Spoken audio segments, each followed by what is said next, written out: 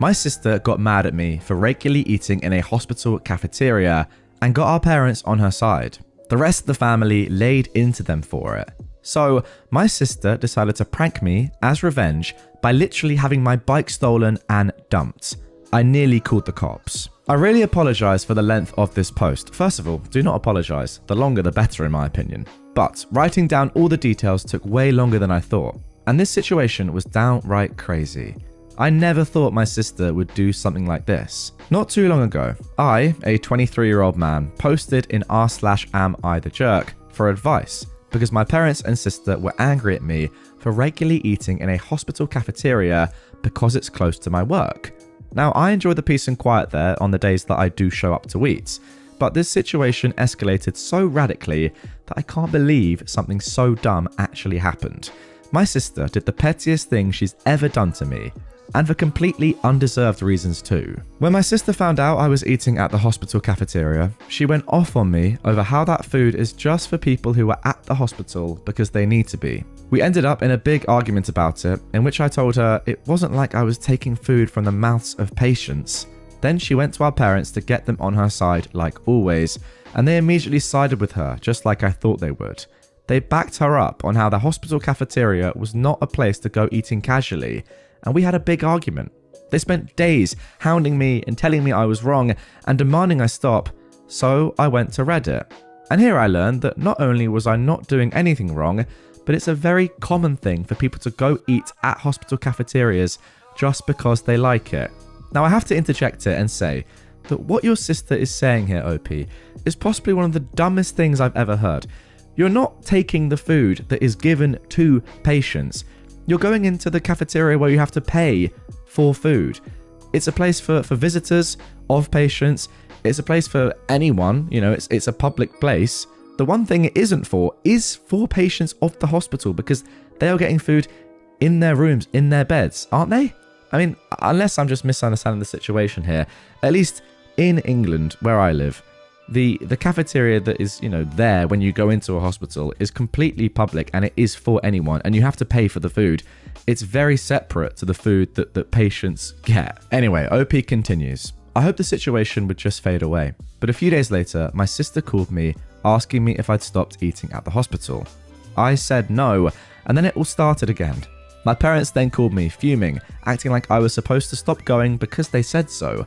I reminded them that I don't live under their roof anymore. And this is exactly the kind of reason why I moved out. They take my sister's side in almost everything. They huffed and puffed about it. This time the fight didn't stay at home though. Other relatives found out because my sister tried to broaden her support. She was so dead set on enforcing her will upon me that she went looking for help from other relatives. But our parents were the only ones on her side, and my uncle personally admonished my parents and her over the phone for it once I told him what actually happened. He told them they were only siding with my sister because she's their favourite, and that they're terrible parents for ever playing favourites in the first place. Then my cousin went to eat with me at that hospital cafeteria and said that he'd like to go there once a week too, as he also works nearby and cycles everywhere. We've run into each other at lunch there once already since then. He was actually rather pleased to find out the food was made healthier than most other places. He's a bit of a picky eater. So this place is kind of like his new lunch hangout. And my sister, of course, got even angrier after finding out there were other people in the family eating at the hospital now too. I really hope that this ends up with your entire family, apart from your parents and your sister OP, eating at the hospital as much as possible. Once outed, my parents backed down due to embarrassment. They apologized to me and gave me some malarkey that they honestly thought eating at a hospital was weird and that they felt like they just needed to defend my sister. I told them they'd been placating my sister for so long that it's all they do whenever she starts something with anyone. She's been treating me like a condescending control freak and a bully since we were teenagers, even though I'm older, and they just kept enabling that. But I won't put up with it anymore. My parents ended up conceding and apologized. Then they made my sister apologize to me too, and I could tell she hated every second of it because she tried to speak through her teeth at first. Later on, my parents invited me to dinner as another form of apology, but it felt more like a show to look good to the rest of the family because they told everyone about it before it even happened. The dinner was great, I can't deny. My parents had cooked a turkey, arguably one of my favourite things to eat. I love the drumsticks slathered with gravy. Yeah, I'm kind of a pig when I eat them, but I can't help it. My sister always thought it was hilarious and was one of the few things I didn't mind her laughing about. So I thought nothing of why she was so giggly at dinner. Later, after dinner, I noticed that my bike was missing. I parked it in the backyard out of sight, but it was just gone. I freaked out because it's my only mode of transportation. My parents did panic a bit with me, but my sister seemed just the opposite. She actually looked happy and was still giggling. I immediately suspected her, but she played innocent. She even gave the "I can't believe you think I'd do something like that" line. I already know that she's extremely petty, but this was a whole new level of it for her. So I said that I was going to go over to the neighbour because I know they have cameras and they'd have seen what happened. And then I'd call the cops. My sister, of course, suddenly looked panicked, and I got mad and said I knew it was her, and I demanded my bike back. She started crying, saying she didn't do anything, and then our parents, of course, immediately took her side, scolding me for daring to accuse her. So I had enough and said I was going to the neighbours to ask to check their cameras, and then I'd be calling the police. My sister finally fessed up and called me to come back. The looks on our parents' faces after they just defended her were priceless. My sister said she was just so angry at me for having made her apologise for something she still believed she was right about. So she planned to have a couple of her friends come and grab my bike during dinner. She said her friends were in a minivan with it just down the street. She then started saying that I couldn't call police on her anyway because I'm her big brother. Our parents backed that up too. But I pulled up my phone and started marching outside again. They ran after me, with my sister begging and crying for me to stop. I called her a brat, and then I told my parents I couldn't believe they were still defending her when she was acting this way. Our parents finally hit their enabling limit with her and told her to make her friends bring my bike back immediately. She got on her phone while sniffling and called her friends up. But then she suddenly ran into her room to talk to them. I couldn't hear a thing she said through the door because it was all whispers, and our parents looked very worried too. My sister would never have willingly admitted that she had my bike stolen. She just kept sobbing that it was only a prank over and over again, and she also kept using the excuse that it's just a cheap bike anyway. I bought it used some months ago for $50, but it's in great shape and it's my main mode of transportation, and this is me saying this now, guys. It doesn't matter how expensive it is, she still stole it from you. My sister kept looking at our parents to back her up, and that time they just couldn't. So she just slumped down in a chair, hugging her knees and waiting with the rest of us.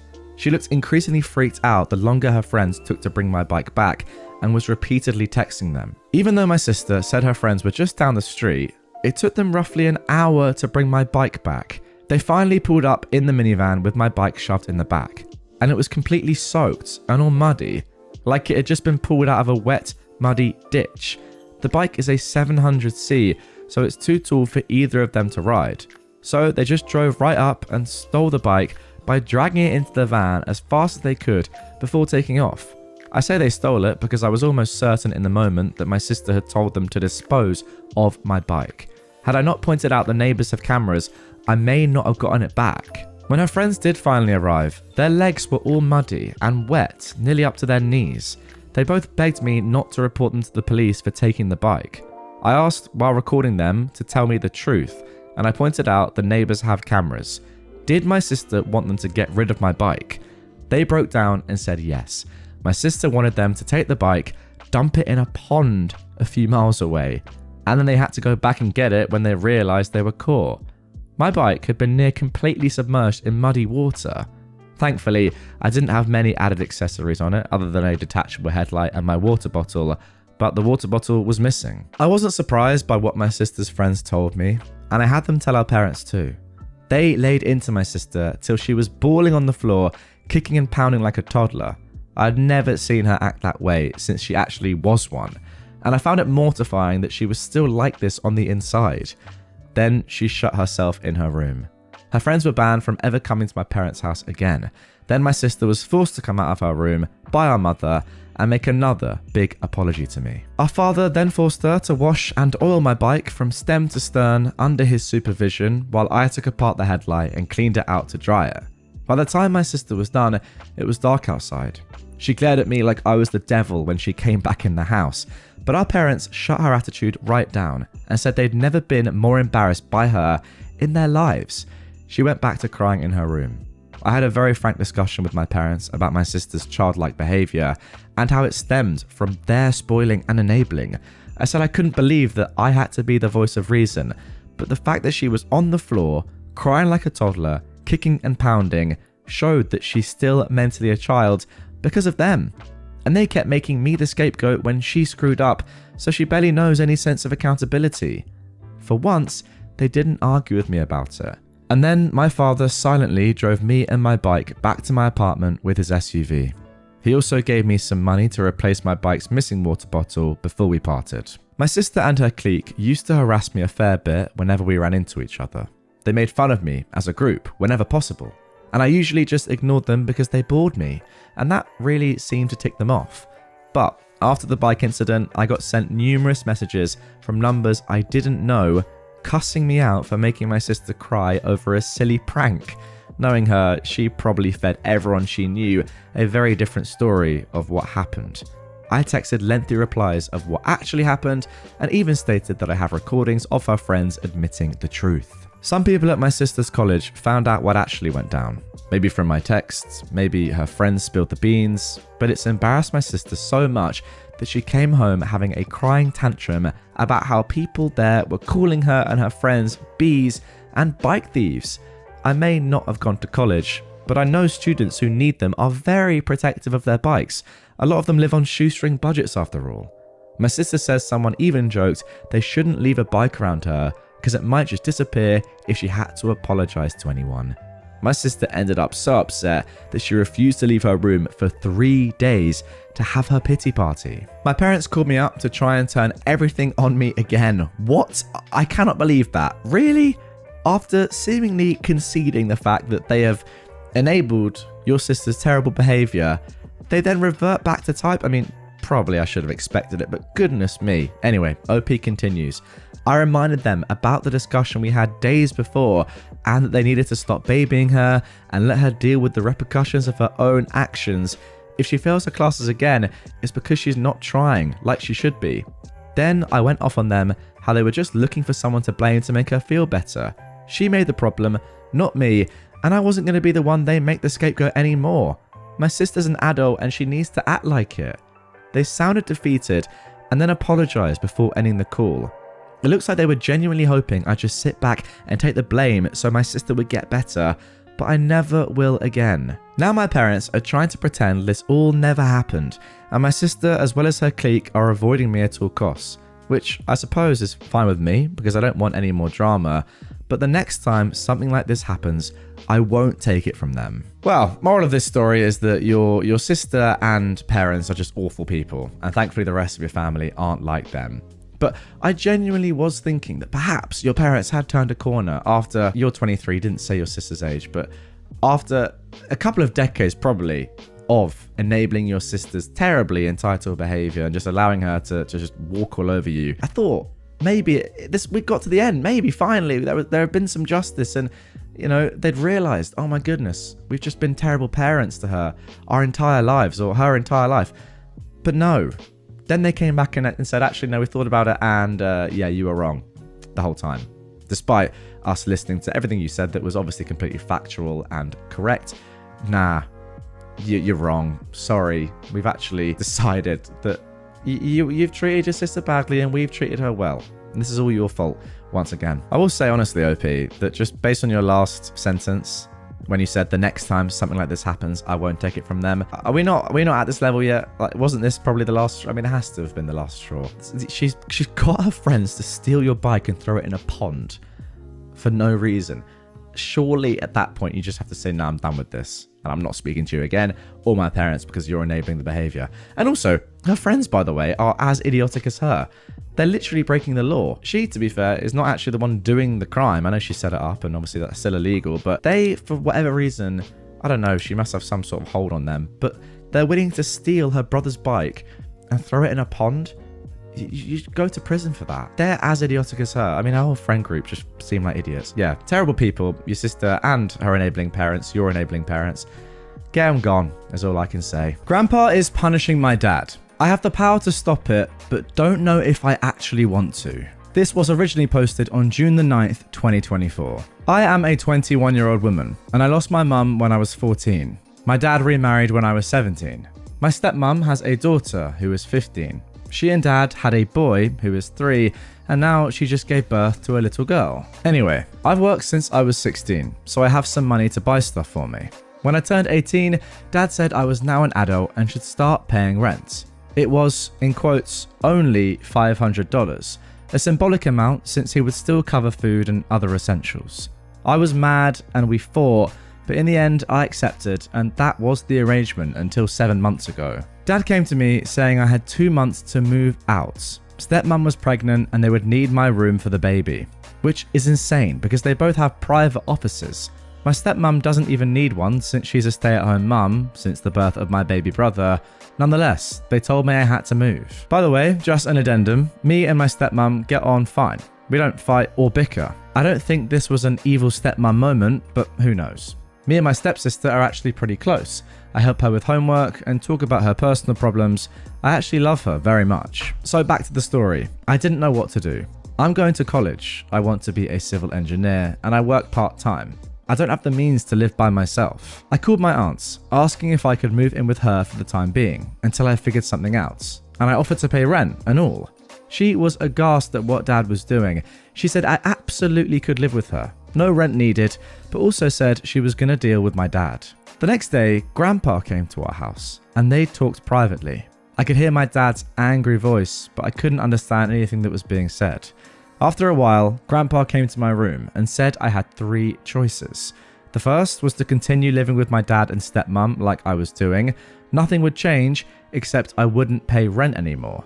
The second was moving in with him and Grandma, or my aunts. And the third was to find a place of my own, and he would pay the rent and costs for me. He said I didn't need to choose now. I could keep living with dad, and if I changed my mind, to just tell him. I was actually relieved that I could still live with dad, and that this madness was over.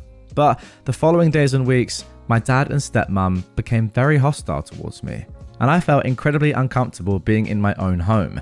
Even my stepsister Cassie picked this up and asked me why they were angry at me. So I decided to move out, and I told Grandpa. He said he'd take care of everything.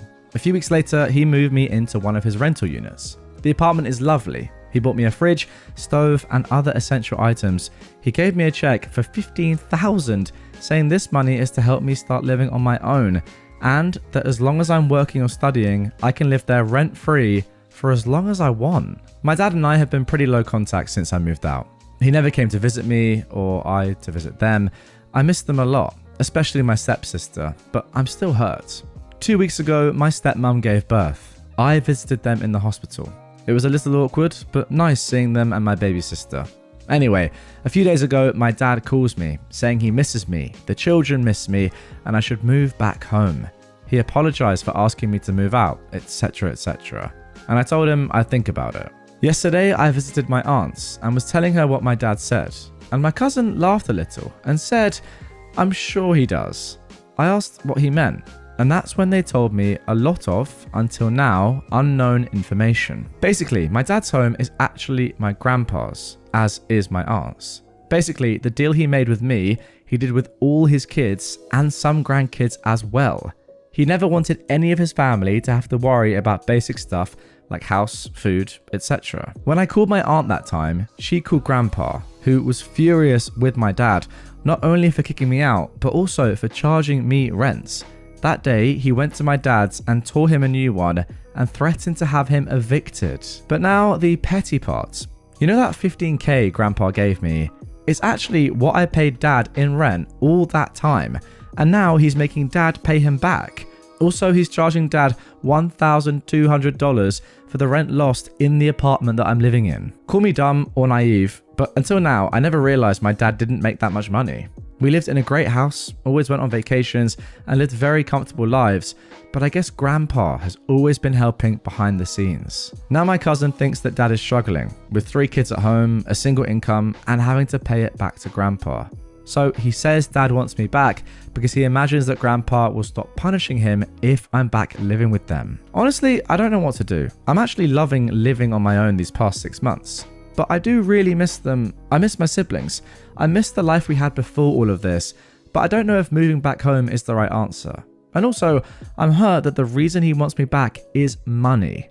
Honestly, I just wanted to vent. Okay, so that is it for the original post. Before we get into the update of this one, let's first of all have a look at some comments from people on Reddit left down below. Somebody said, and I completely agree with this, stay right where you are. You can miss them and love them from afar. Go be with your grandfather and your aunt's family. They seem like the real family. Also, try to go and see a therapist. I'd add on this as well, that you don't have to never see them. You can just go and visit them. But yeah, I agree with this comment. Don't move back in just to appease your dad and help him out financially when he's tried to ruin you. Also, if you want to just go and see your stepsister or your stepmom even and not see your dad, you can do that as well. You don't have to move back in, and you definitely shouldn't. OP replied to this saying that is the weird part, the fact that he doesn't want me, he wants the money. Because I know this, but also it's difficult to see my dad that way. These past 6 months, I wondered why he kicked me out, if I'd done something. Now I'm thinking, was it all about money? Somebody else commented, how about starting new traditions with your aunts and grandparents? They love you and want you around. And OP replied, yeah, they've been great. I visit them whenever possible. Grandma isn't in the best of health, but she even came to visit me on my birthday. I'm very lucky to have them and their support. And thanks for the kind words. Somebody else said, also, I have a feeling that your grandfather would be unconvinced to change the rent that your father is paying, even if you were to move back. He's charging your father to make a point, not to actually cover your expenses. Yeah, that is true. I think we can tell by the sheer amount of money that your grandfather has given out over the course of his life to not just his own children, but also their children as well, and not small amounts. Like, these are, you can live in apartment free amounts of money. It's pretty crazy what your grandfather's done, to be honest. But yeah, this clearly is not about the relatively small amount of money that he's asking your dad compared to what I imagine is his net worth. OP replied to that saying, it makes sense. I've been reading what people say and I'm more comfortable with staying where I am. I feel less guilty. Maybe I should talk with Grandpa about it to hear his side. I now realise I've been too sheltered from information I think I need. Alright then, let's get into the update. This was posted just a week later on June the 17th, 2024. I wanted to give you guys an update since you've all been so helpful and kind to me. I was so overwhelmed by the support you gave me. Thanks 1,000 times. Before, I'm just going to answer some questions people had. My aunt and grandpa are from my father's side of the family. My mum's side, unfortunately, I don't have too much contact with. My grandparents have passed away before mum. I have uncles and aunts I see once in a while, but they don't live close. I also have 2 other uncles from my father's side, who I'm close to, but not as near as my aunts. She was my rock when mum died. I consider her a second mum. My stepmum knew about the rent I was paying. It was implied that my stepsister would need to do the same when she turned 18. But I don't know if she knew that dad didn't own the house or the extent of how much grandpa has financially helped out dad. So on to the update. Monday, the day after my post, I called my dad and said I've decided to not move back in. I didn't mention anything that I was told, just that I was well settled here and moving back seemed like a step back. But I also said that I wanted to keep in contact with them. They could invite me for dinner whenever they wanted, and I also said I'd love for my stepsister and brother to be able to spend time with me here at home. That is perfect. That is literally exactly what I was saying. You don't have to move back in to spend time with them. Good solution, OP. He was disappointed, and I didn't feel any angriness in his tone at least, but he basically said we'll see, and left it at that. I was also disappointed. But then, Friday he called me, asking me if I wanted to have lunch on Sunday, which is today at the time of posting. I said I already had plans with Grandpa and Grandma. He asked me when I'd be free, so we've scheduled a dinner for Thursday. I haven't told any of this to my stepsister. We talk in text regularly. She also hasn't heard them talking about me, but she did say that her grandma, her mum's mum, is there to help with the baby and is being incredibly annoying. I laughed at that. I wanted to offer her to sleep over here, but I didn't want to get her excited just for dad to say no, so I'll try and talk with them on Thursday. Now the big update is I've just come back from visiting Grandpa and Grandma. We spent a lovely day together. But I also said I wanted to know everything that was going on. I wasn't a kid anymore and I felt like I'd been living in a lie. The most important things were the things my cousin and aunt told me last week, But there were a few more. Grandpa had been subsidizing quite often our basic needs, like school, healthcare, etc., because Dad hadn't 1 cent saved up, according to Grandpa. Also, my college fund was mainly contributed to by him and Mum before her passing. I guess that makes sense. I was also dumb to not realize this sooner. He also set up funds for my baby siblings and also one for my stepsister, because he didn't want her to feel excluded and not have the same opportunities as her siblings. Goodness me, this man, by the way, is an absolute legend. Look, clearly he has a lot of money, but there's one thing having a lot of money, there's another thing setting up funds for all of your relatives. Wow. By that I mean, there's one thing having a lot of money and keeping it to yourself, there's another spending it so selflessly on your family. He's just insane. This man is incredible, OP says. I love him so much, and yes, I'm very lucky. I've seen so many people commenting this, not in a derogatory way, but being very supportive and nice. I know I'm very privileged to have grandparents and family members who can afford and are willing to help me. I hope one day I can help others the way they're helping me. Anyways, I also expressed worries about my dad's financial situation, and he assured me that Dad is fine, more than fine. He'll have to be less frivolous with money for a while, but that he'd never let any of his kids or grandkids suffer or be in need of anything. As many of you said, he's trying to teach Dad a lesson that, quote, I should have taught him a long time ago. So I'll stay out of it. I don't think I'll tell Dad that I know all of this. I know many of you said to confront him, but I think it's for the best if he continues thinking that I'm oblivious. Lastly, we talked about why Dad kicked me out. He didn't have an answer either. I could see that he and Grandma were very hurt by what Dad did. He said he asked for an explanation, but got none. That's it for now. I'll continue trying to have a relationship with my siblings outside of my dad and stepmom. I also try to schedule some weekly dinner with them. I know what you guys said about my father is mostly true, but I need to at least try and have a relationship with him. If not for him, for my siblings and for me. But don't worry, I won't let him hurt me anymore. Okay, that is it for the post. Now, before we get into my thoughts on this entire thing, and let me just say, guys, I have some incredibly strong things I need to say about OP's dad here. First of all, let's have a look at one final comment. This user said, your grandfather is the GOAT. I wish I could have had someone like him in my life. I still think that your dad is trying to erase his last wife / your mum from his memory, as I've heard about such things all too often, although maybe not consciously. I'm not sure at this point if he is being honest. I hope things go well for you. Now that's an interesting point that I hadn't thought of. Maybe this commenter is right. Maybe your dad is consciously, subconsciously, whatever, trying to get rid of any sort of memory associated with his late wife, your late mum.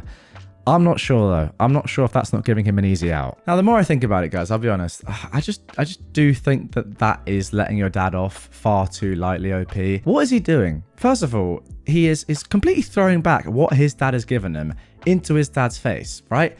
You get free accommodation, free help with, loads of other stuff, food, basic amenities, healthcare, etc. Your kids have a fund made for them as well. And then your dad is offering your children free housing as well as that.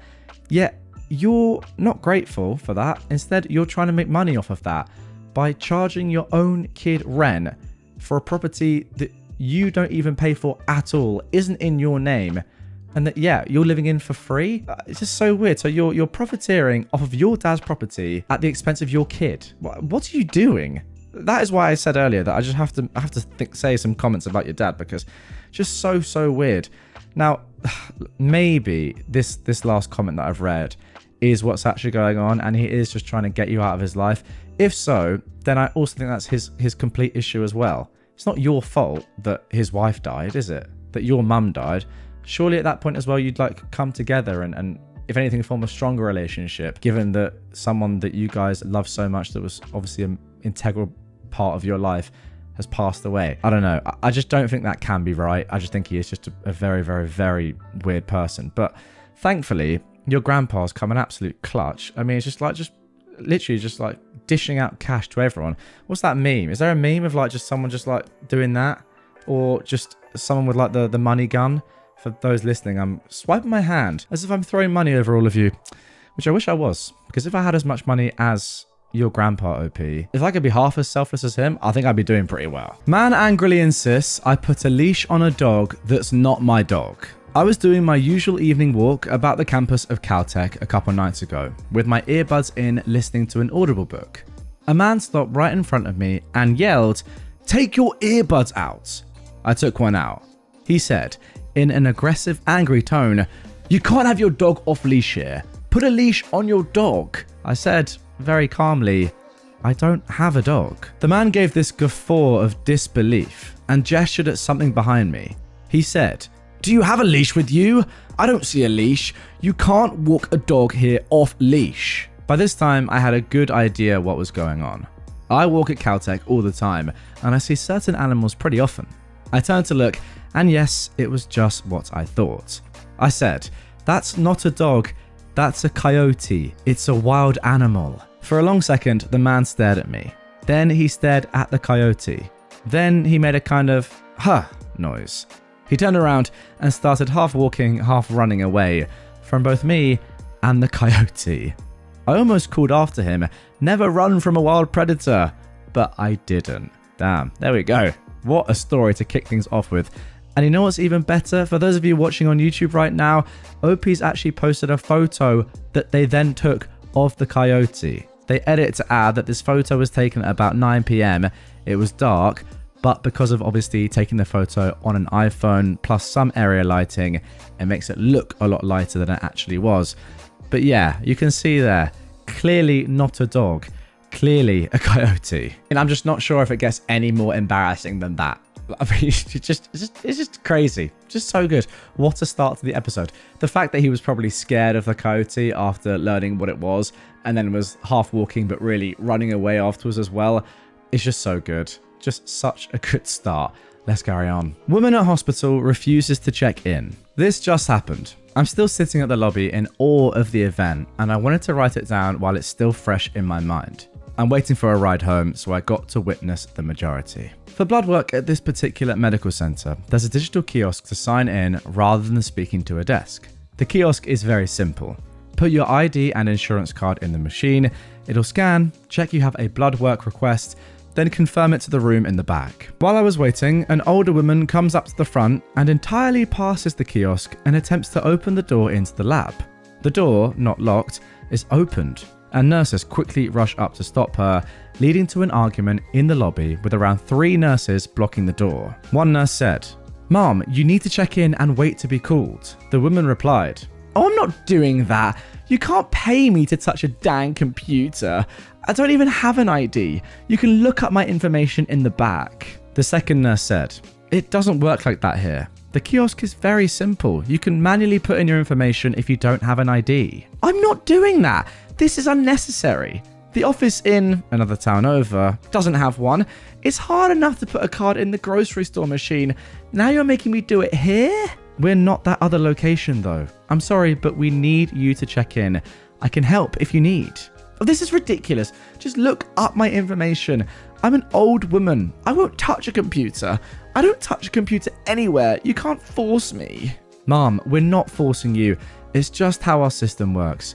I can do it for you if you have your information." "Fine, do it then." From there, she proceeds to announce her personal information very loudly, and the nurse inputs it. "Do you have an insurance card?" "Obviously, but I don't have it on me. You can look it up." "Unfortunately, I can't. Our system doesn't work that way." "Do you know your insurance ID?" "Yeah." And then she gives the number. There you go. You're checked in. No problems. Finally. I don't understand why this new generation is making everything so difficult. You can't expect me to use a computer. I wouldn't recommend it to anyone I know or any of these people behind me.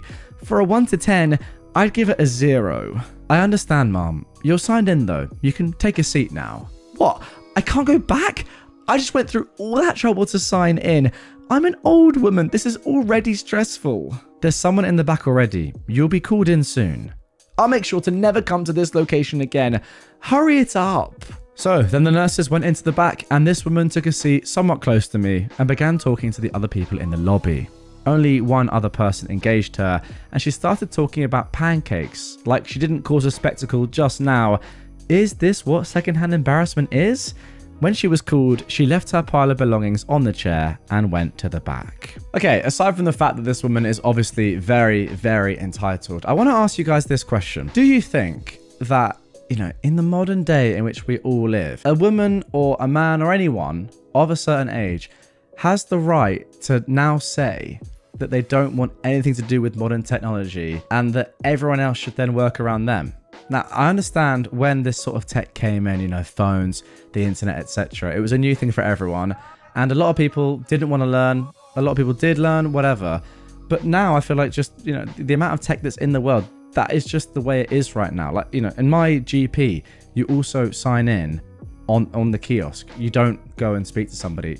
That is just a very common thing now. Loads of different places now you have to download an app to order something, for example, or to get in somewhere. I just went to the Euros that are happening right now in the football world in Germany.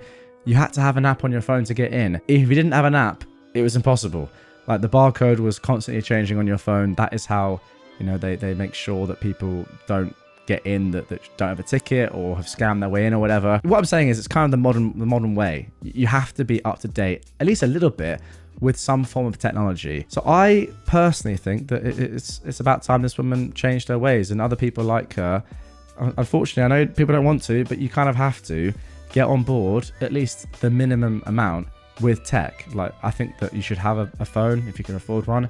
You should know how to download an app, etc. You should know how to log in, at the hospital on a little easy kiosk board like that. What do you guys think, though?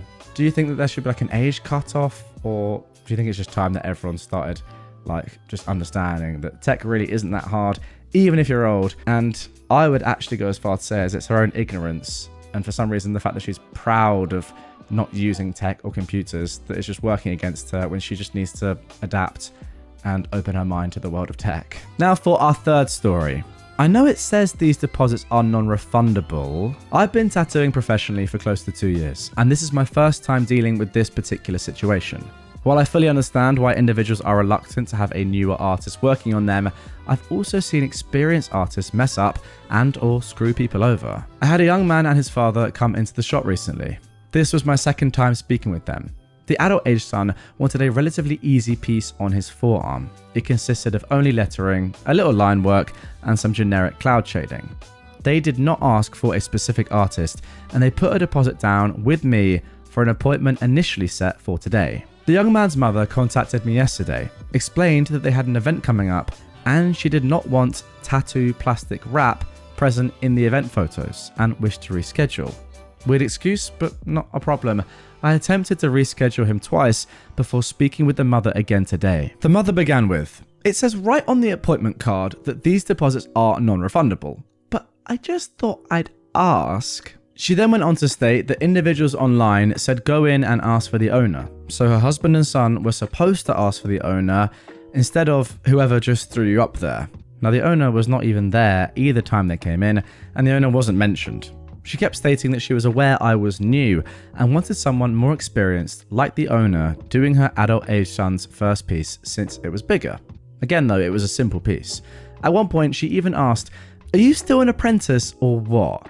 When I informed her that I'd been taking on my own clients for well over a year now, she only said, "Yeah, see, I'd like someone with more experience to do it." I offered to transfer the deposit over to a more experienced artist, the exact one she was asking for, and she stated that she'd just like the deposit back. She stated a second time that she was aware that the deposit was non-refundable, but that she just thought I'd ask. I told her at this point that the owner retains half of the deposit, so I'd have to discuss the potential return with him, and she asked in a rather rude tone, "Okay, well, should I expect to hear back from you tonight then, or should I be contacting him myself?" Okay, no doubt about it. With this one, I would definitely tell her that a refund is not available. I think, you've been messed around a lot here.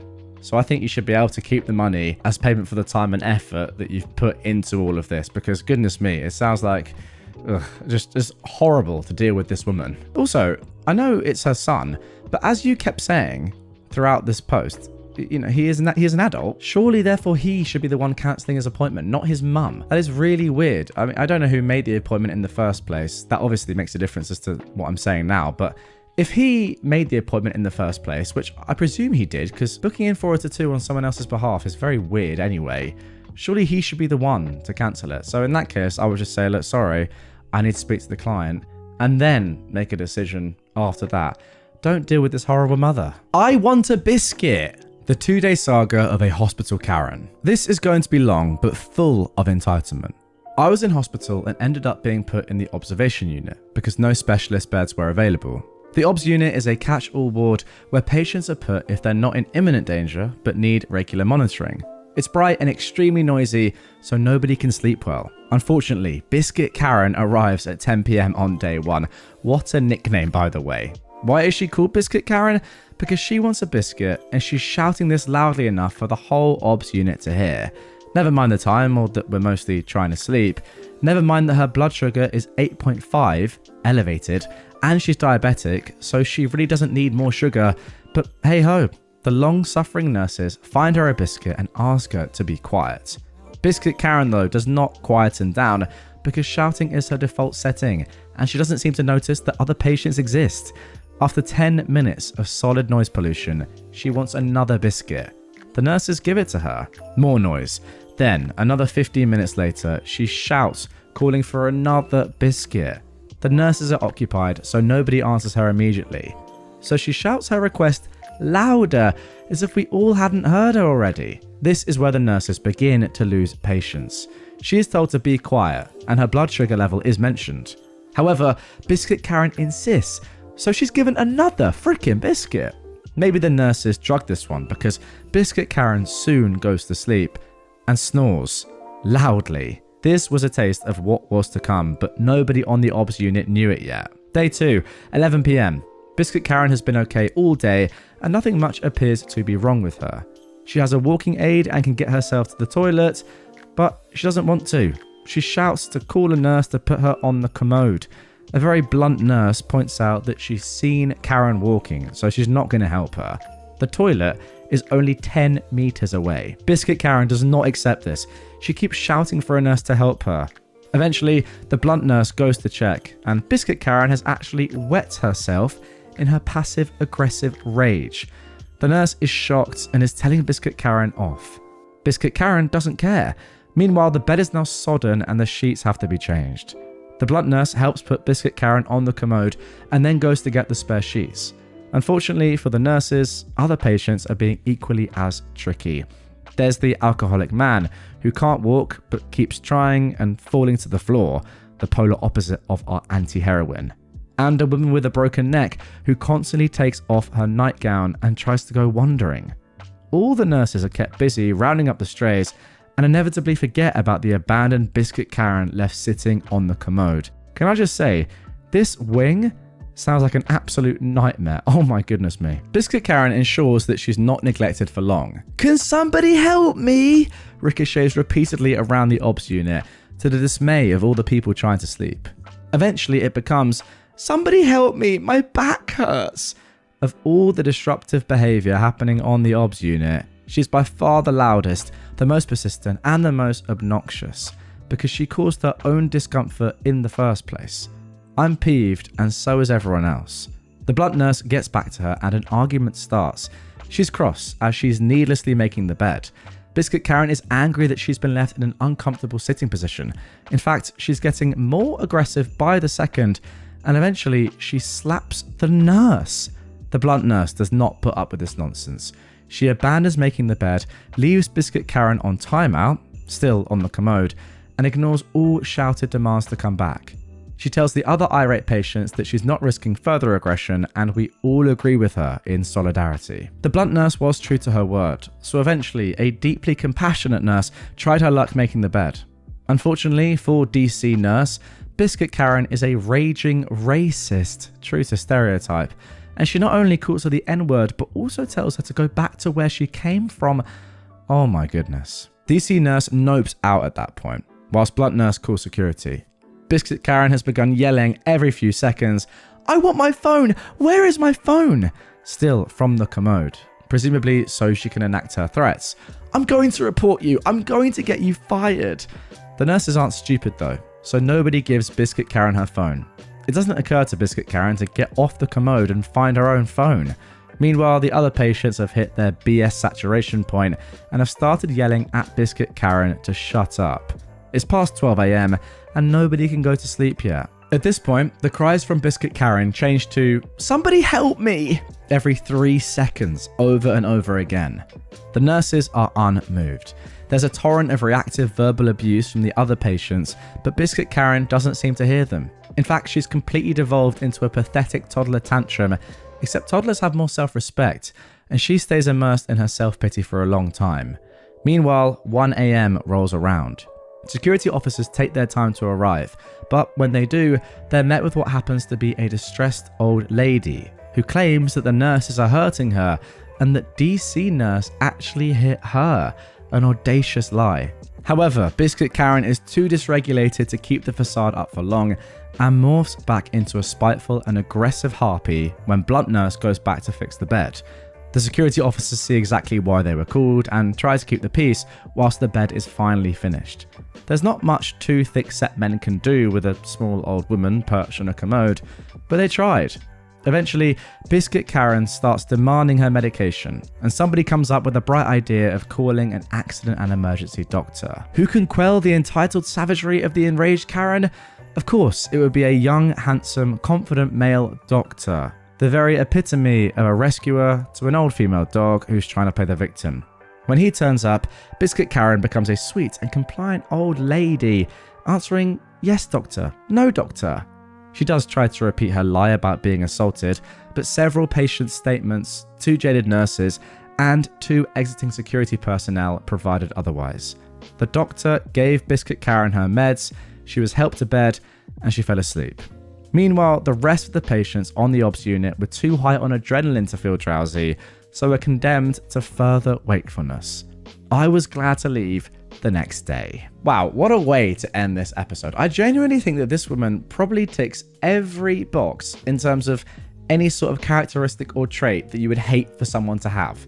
And to be honest, a lot of the time entitled people do tick the majority, but I reckon she's pushing 95, 100%. Just an awful, awful human. My goodness me. I mean, even the fact that she then turns on the charm, or at least tries to, and becomes like all sweet and, "Oh, yes, yes, doctor, no, doctor," at the end, rather than just being horrible the whole way through, if anything, makes her worse to me, because she's just trying to manipulate even more. If she was just downright horrible, at least she'd be just downright horrible.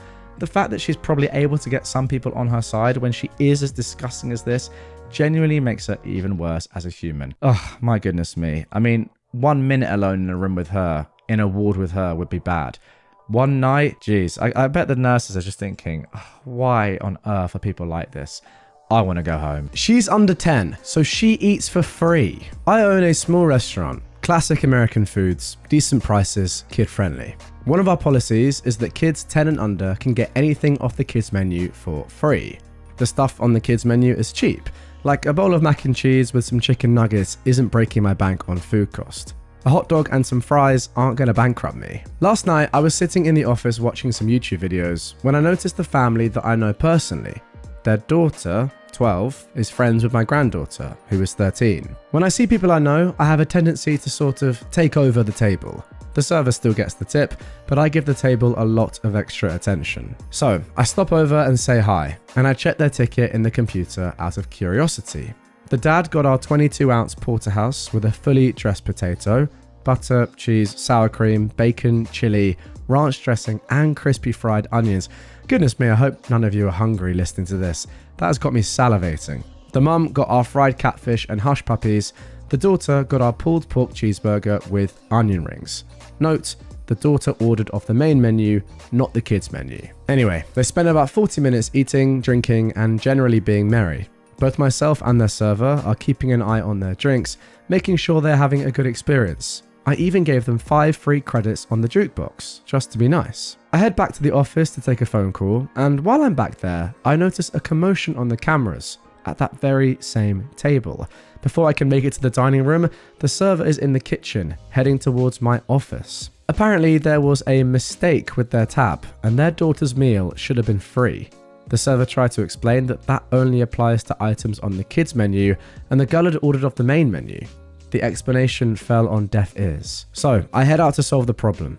I explained that not only did the girl order off the main menu, but I know for a fact that their daughter is not 10 or under, since my granddaughter had been to her 12th birthday party back in March. The mum tried to argue, but the dad put his hand up, apologised for his wife's behaviour, and passed me his card to pay. Before they'd even left my establishment, the mum had already left a nasty and completely false Google review stating that we lie about our policies and kids don't really get free meals. Okay, well, it's a good thing that the dad is sensible, unlike the mum. But what I really want to see out of this, and I personally love when I see this, is when you see a bad Google review left for a particular establishment. To be honest, a lot of the time it is a restaurant.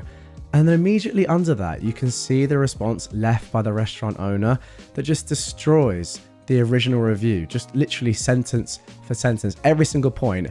A lot of the time, the manager has a rebuttal for. So I'd love to see this in this situation. You know, the woman clearly lying about what had happened, probably saying my kid's under 10, but wasn't allowed to have, you know, a free meal, even though she ordered it off the kids menu. Just obviously all a lie there. And I'd love to see OP just, say, no, not true at all, and completely ratio the original review. Now moving on to our second story of the episode. This one actually has an update afterwards as well. My parents assume they are going to move in with me when they are old. I was on the phone with them this morning because they called after I texted them an update on my husband's and my house hunting adventure.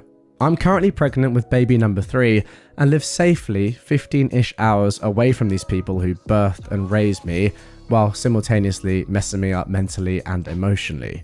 Why I stay in contact with them nowadays is becoming more and more of a mystery to me, but here we are. Well, while looking at one of the houses I was describing online, my dad asked where would they stay in the future. Stupidly thinking, as a guest, I mentioned one of the extra rooms could be a multi-purpose room. If you have an air mattress and you're coming for a visit, there you go.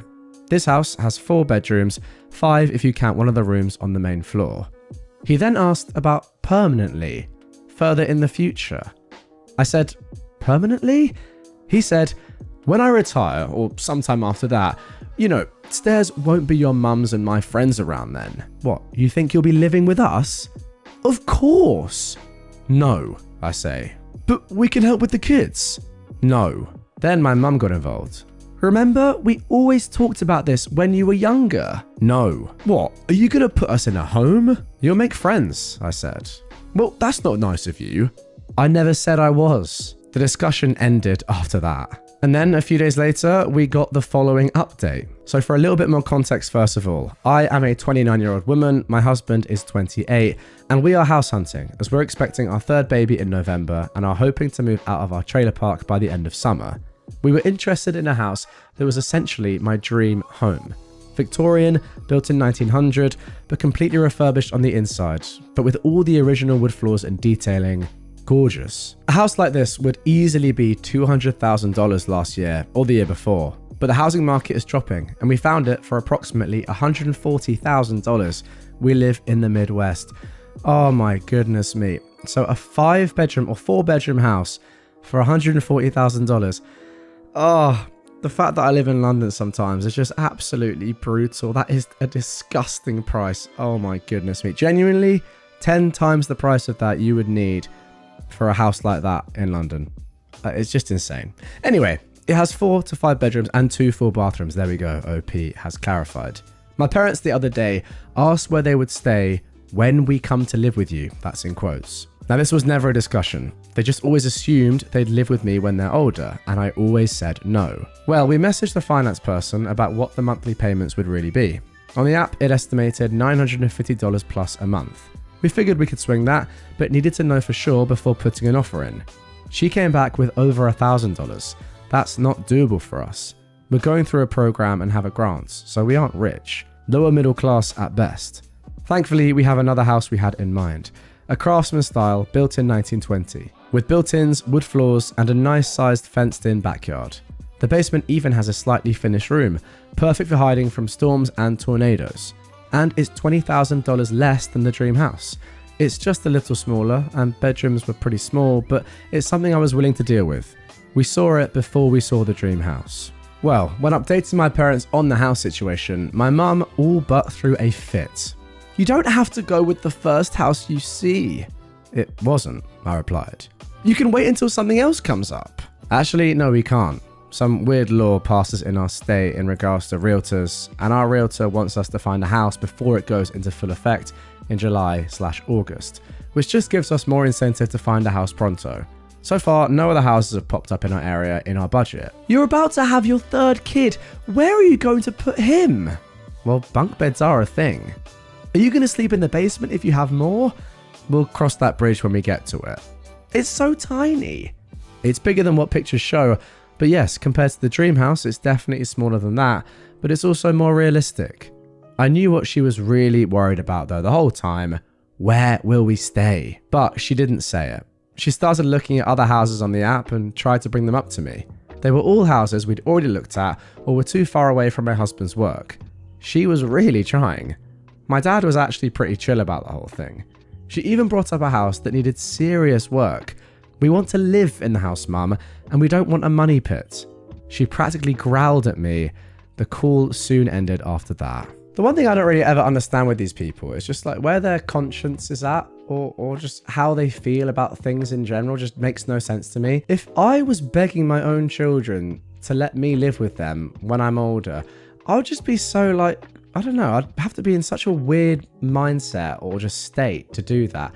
Especially when I'm still perfectly happy, like living with my husband or wife or whatever. It's just weird.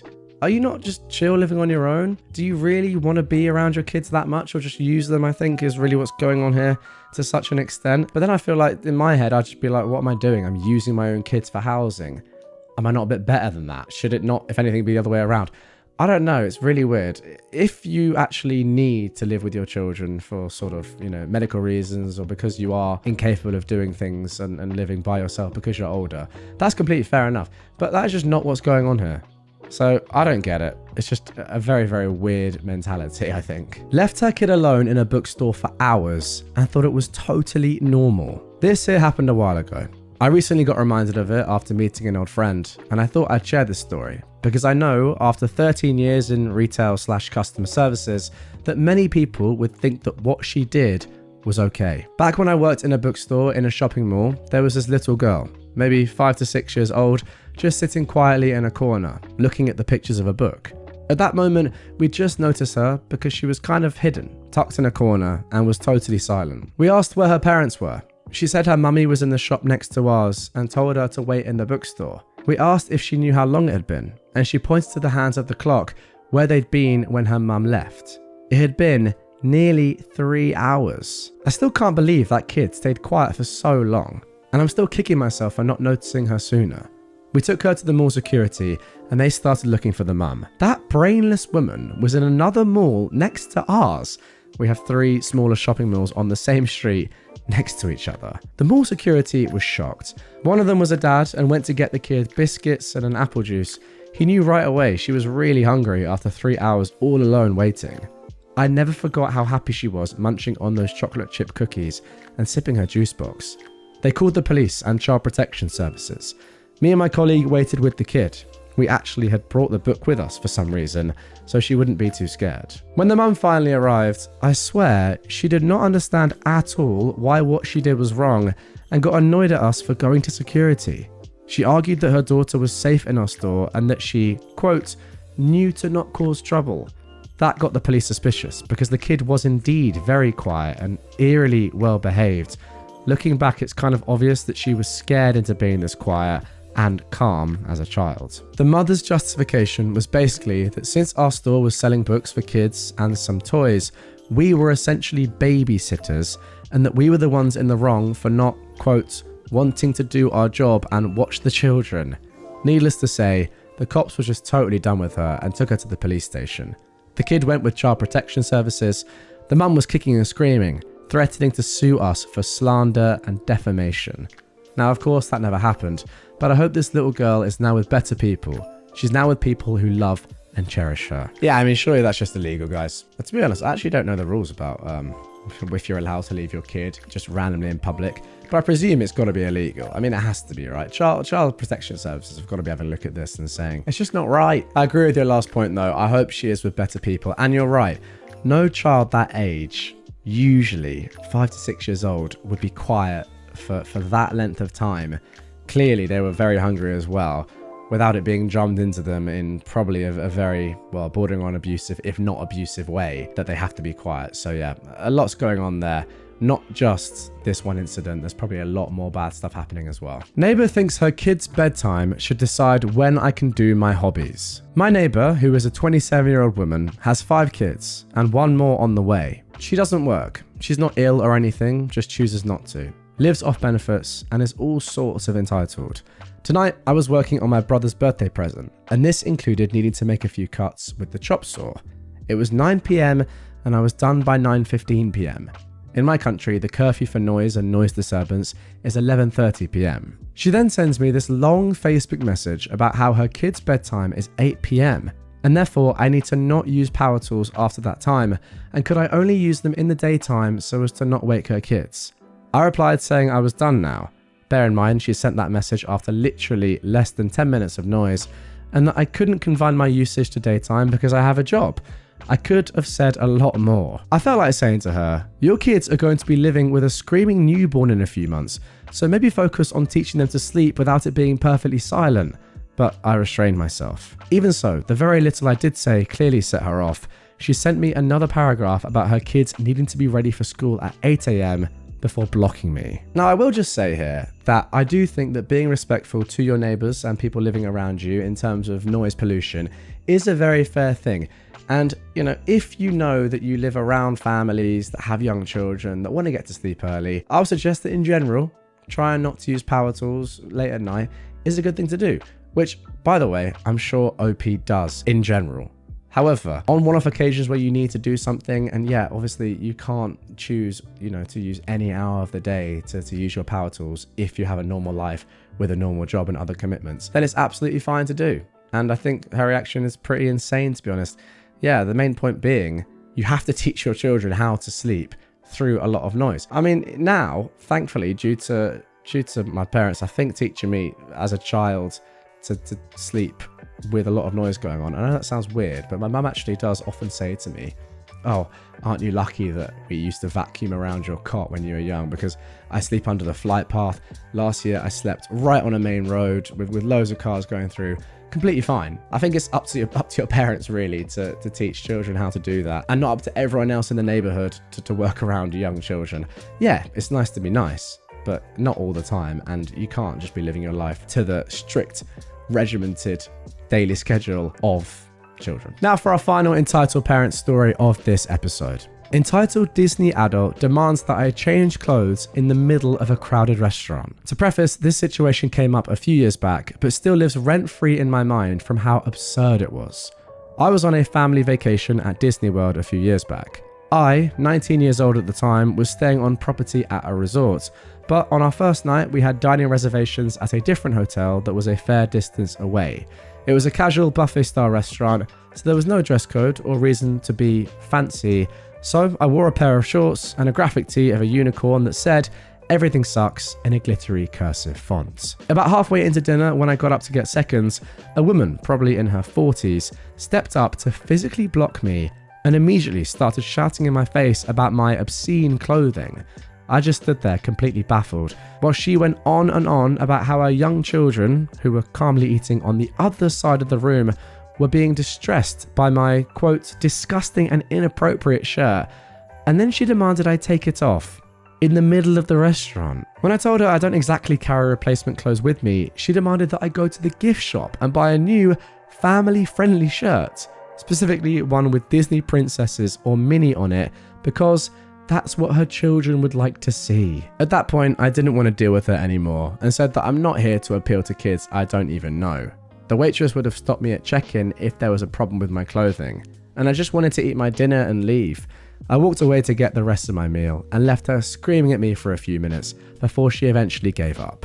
I hope those kids turned out okay. You know what I would have done in that situation right there? And I wouldn't have done this, right? But in my heart of hearts, I would have loved to do this. It's just take my top off and just like whip it around my head and just chuck it. I've been like, there you go. You happy now? Are you happy now? This is what you asked for. Just full nips out. In fact, I'm going to do it now. But in all seriousness, I mean, this woman's just ridiculous. Absolutely ridiculous. You should have said to her, well, if you want me to change my shirt, go and buy me one from the gift store. Then I'll change it. Because in that way, you're getting a good deal. Even if the shirt's terrible, you could then donate it afterwards and keep your own shirt. But yeah, insane. Again, kind of similar to the last story.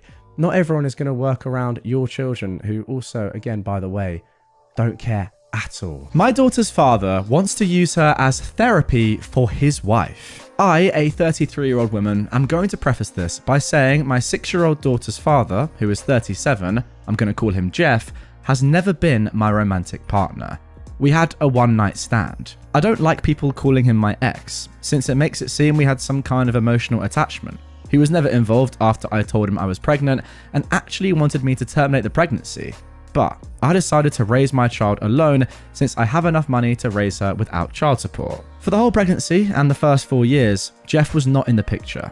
On my mother's recommendation, I did send him pictures and invited him to special events, but he always replied that he had no interest in my daughter. 2 years ago, he reappeared and began demanding parental rights. When I didn't do what he wanted, he sued and was told no, he was not getting parental rights. He was given the offer to pay child support and then we can revisit giving him actual rights, but he's refused. He has the money, much more than me, but he refuses. I still offered to let him see my daughter in a casual manner, no child support needed, with the agreement that anything legal, medical, or educational would not involve him.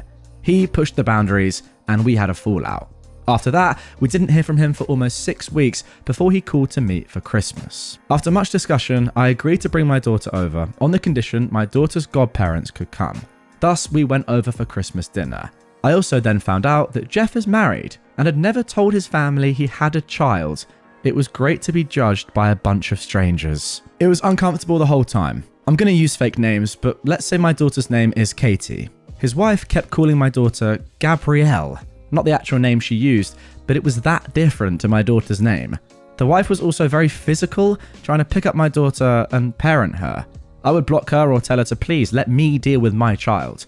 The whole time she pretty much ignored me, but Katie didn't seem nervous, so I decided to just bide my time. I hit my limit though when my daughter said she needed the bathroom, and this stranger went, "Oh, Gabby, you need potty? Let mummy change you." My daughter hasn't worn diapers in a while now, and she's more than capable of going alone to the bathroom. I immediately told her to stay away from my daughter and that we were leaving. The woman started wailing that I was kidnapping her baby girl and tried to lunge at me. Her in-laws got in the middle and held her, consoling her, saying that we weren't leaving and for her to calm down, like she was the victim. At that point, I just glared at Jeff and told him he better explain or I'd be calling the police. He asked to speak to me in private in another room and that I could just leave my daughter with his parents. No way that was ever happening. Katie's godparents took her with them, despite the wife having a full meltdown. Jeff and I spoke outside, and he explained that he and his wife recently lost a daughter. I'm not going to give specific details on that, all I'll say it was sudden and nobody's fault. And, as I can only imagine, it had caused some psychological issues to his wife. Apparently, he had the brilliant idea that having Katie pass as their lost child would help his wife, without telling me, and that is why he wanted visitation and parental rights. He pleaded for me to leave my daughter with him for a little bit. I asked him what his plan was when his wife heals. His response was disgusting. "Well, I'll just send Katie back with you and it will be just like before." I told him he was insane if he thought I would let him use my daughter like that. What his wife needs is therapy with a professional, not feeding her delusions, and I would not let that woman within miles from my daughter. He told me I was being cruel and didn't know the pain of losing a child. I agreed with him, but reminded Jeff that my priority is not his family, it's my child. What he and his family do to work through their grief has nothing to do with us. I also told him to call his lawyer because I'm making sure he never has contact with my child. So that's what I'm bracing for. He's been blasting my phone since Christmas, but I can easily ignore him. My daughter and I are doing a small travel vacation. Now, OP continues to post this. This isn't an update, just something I feel needs to be said. My daughter is set for life monetarily. She has a trust and I make really good money in my position. If she was 18 right now, I could put her through college without a loan. She doesn't need child support for quality of life. If I could get child support and never worry about her father trying something, I'd be suing him in a heartbeat.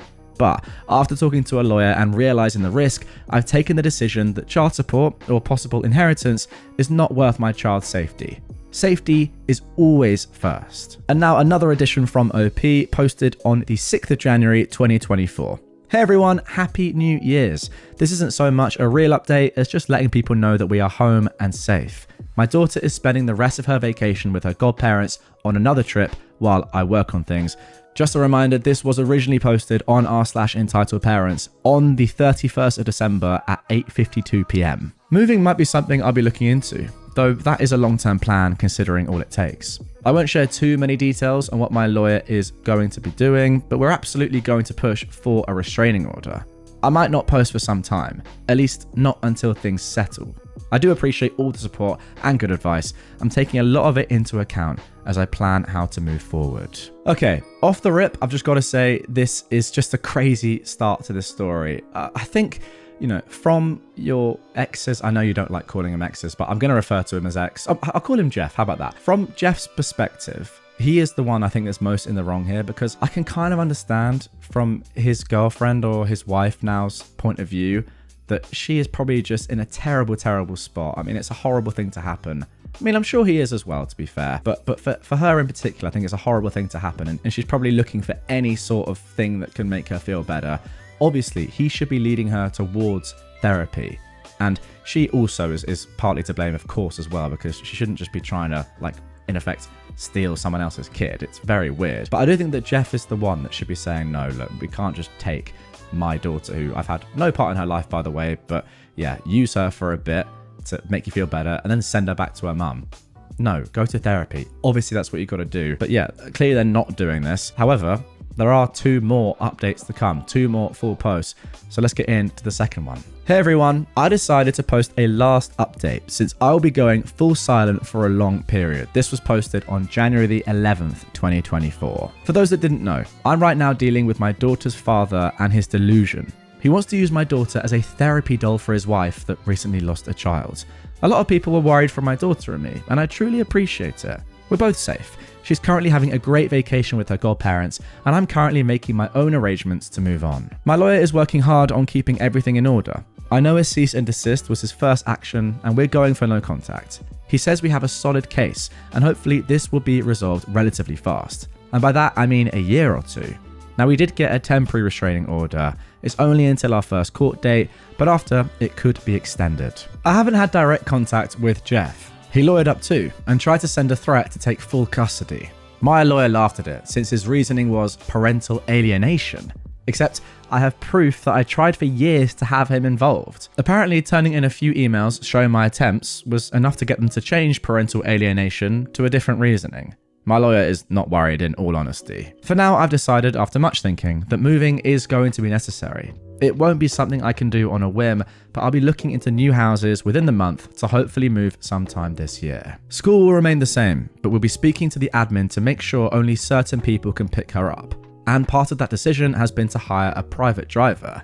He's somebody I absolutely trust and has worked for relatives in the past, so I'm very comfortable with the idea, and so is my daughter. Now, I just have to make sure they don't go for fast food every day after school. Things, in all honesty, are not that scary right now. I've got a good lawyer, good evidence, and my little girl is happy and healthy, so I'm just going to focus on working things little by little. Because of the legal proceedings, I don't think I'll be posting any updates anytime soon. And to those sending me PMs telling me I'm horrible for keeping my daughter from her father, or telling me I shouldn't have had her in the first place, please kindly speak to the void. I'm too busy. I mean, again, I think that after this, it's just even more disgusting and scary.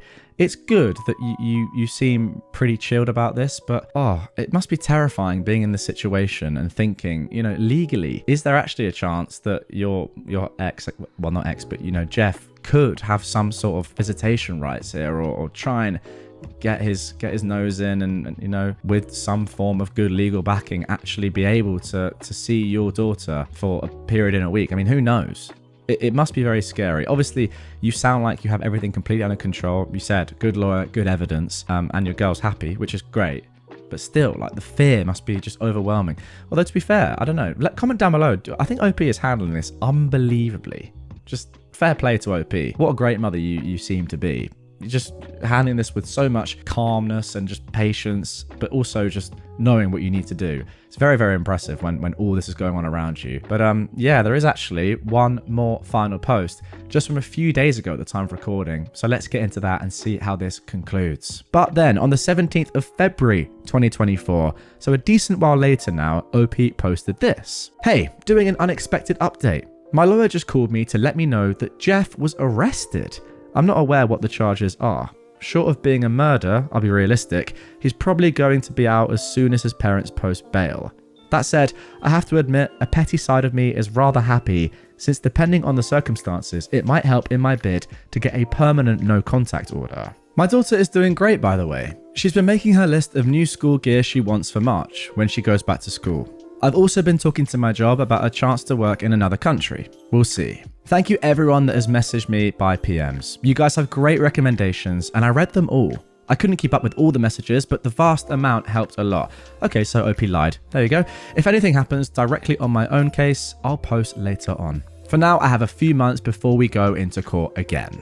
And now let's get into the final update of this story, posted just 8 days ago. I think now, with this final update, the title and thumbnail of this episode, well, the reasoning behind them will become very clear. My daughter's father sent a priest to harass me. I had no intentions to do a new post, but today absolutely took the cake. To those that don't know, my daughter, who is 6, was born from a one-night stand with Jeff. We were never romantically involved. It was a simple one-night stand, and we did use contraceptives, but they failed. It happens. A few months ago, Jeff went full psycho and tried to convince me to leave my daughter with him so she could serve as a replacement child for his wife, who recently lost their infant daughter. I refused, and right now we're in the middle of some legal issues. Okay, all caught up. Now, for today, I thankfully didn't deal with Jeff.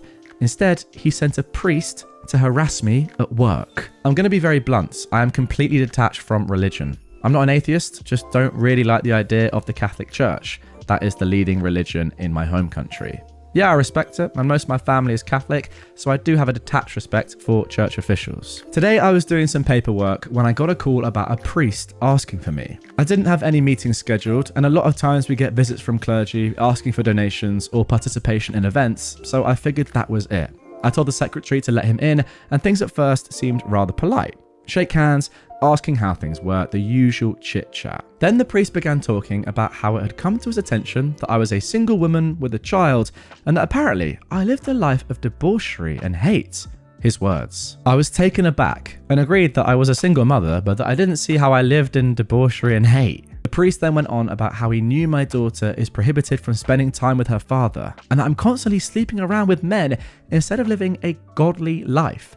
How he was worried and thought it would be best I considered giving my daughter a chance to live with a proper family rather than see me sell myself. Now, angry was of course an understatement. I did keep it civil because I'm simply at work and had no intentions of screaming to a religious man at my workplace.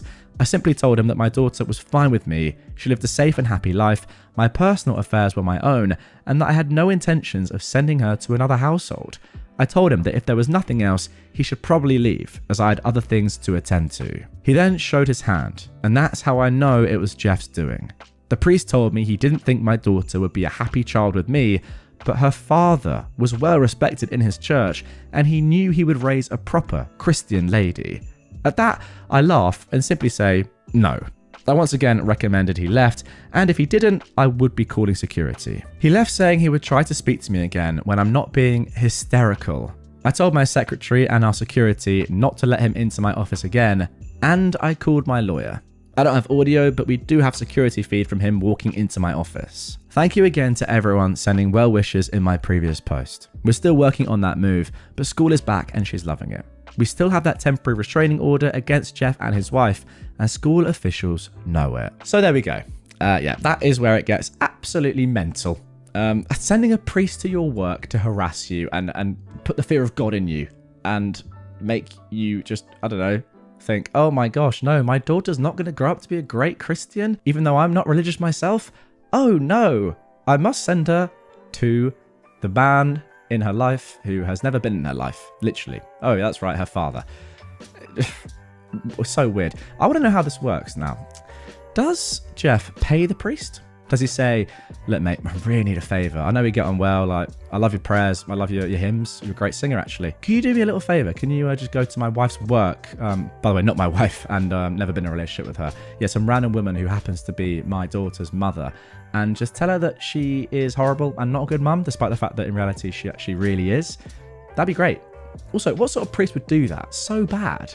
What's he saying as well about like selling yourself and not being a good mother and not living a godly life? All that rubbish. I mean, it just makes religion look terrible doing stuff like this. But yeah, I mean, surely this is just legally harassment and you have to file some sort of police report against the priest for one, and then also Jeff for setting this up in the first place. Absolutely insane end to this one. And I hope this is the end. But I mean, I don't know. This was, as I said, just posted 8 days ago. It might not be. I really hope it is. But I'll be keeping my eye on this account to see if there's anything else to come. I hope there isn't. And if there is, it's only positive. But you never know. Again, though, once again, I've got to say, how are you able to maintain that level of coolness? I know you're in the office. So you don't want to scream and shout. But still, imagine this happening to you. Put yourself in OP's position, guys. You get approached at work by a priest telling you that you're not a good mother and you need to give up your child. I know for sure that I am not just being calm and reasonable. I'm going livid. I don't care where I am. So once again, fair play, OP. You're clearly a much better person than me and an unbelievable parent. Wow. That is going to do it for this one, guys. What a story. Back on Entitled Parents. Let me know if you enjoyed it. Great story in my opinion. Comment down below. What should OP do? Continue doing what they're doing? Do something else? Get some more advice? Get some more lawyers involved? Or will she be fine? Let me know. As you can tell by the title of this one, this is technically r/entitled parents. I think the story that you're about to see goes a long way beyond that, but I just had to show you guys. I had to bring it to your attention. Here it is. Now, we talk about titles of news articles. This is on Daily Express US. And the title of this article is Boy, 10, crushed to death by £340 foster mum after she sat on him for misbehaving.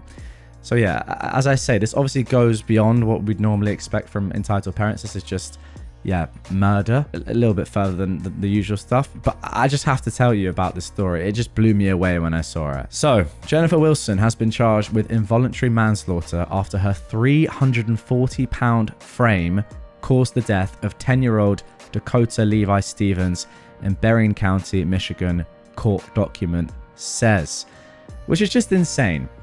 For Europeans, £340 is roughly, let me do some maths on the fly, about 150, 160 kg, roughly around there. Like, it's insane. It's double my weight, and I'm not a light person. Like, if I was lying on a 10-year-old boy, not in that way, I probably shouldn't be making jokes given what's happened here. If I was lying on a 10-year-old boy, I would be thinking, okay, this is going to be a struggle for them to breathe. Two of me? Yeah, that's insane. Anyway, here we go. Here's a picture of the lad and his foster mum. Just such a sad story. A 10-year-old boy was crushed to death after his £340 foster mum sat on top of him after he acted up, according to court documents. Jennifer Wilson was apprehended in Berrien County, Michigan, and could face up to 6 years behind bars. 6 years only is just, like, that's just insane. If you're telling me that she genuinely didn't realize that she's so fat that she could kill a child, then that's not a reason for her not to get more than 6 years. Surely that's still murder. I don't know. Get your comments down below, guys, as we go through this. Anyway, court filings say that she informed the police that Dakota Levi Stevens had fled earlier in the day, and she discovered him at a neighbor's residence. According to the court papers, the foster mum claimed Dakota began to misbehave when they returned home, throwing himself on the ground outside her house.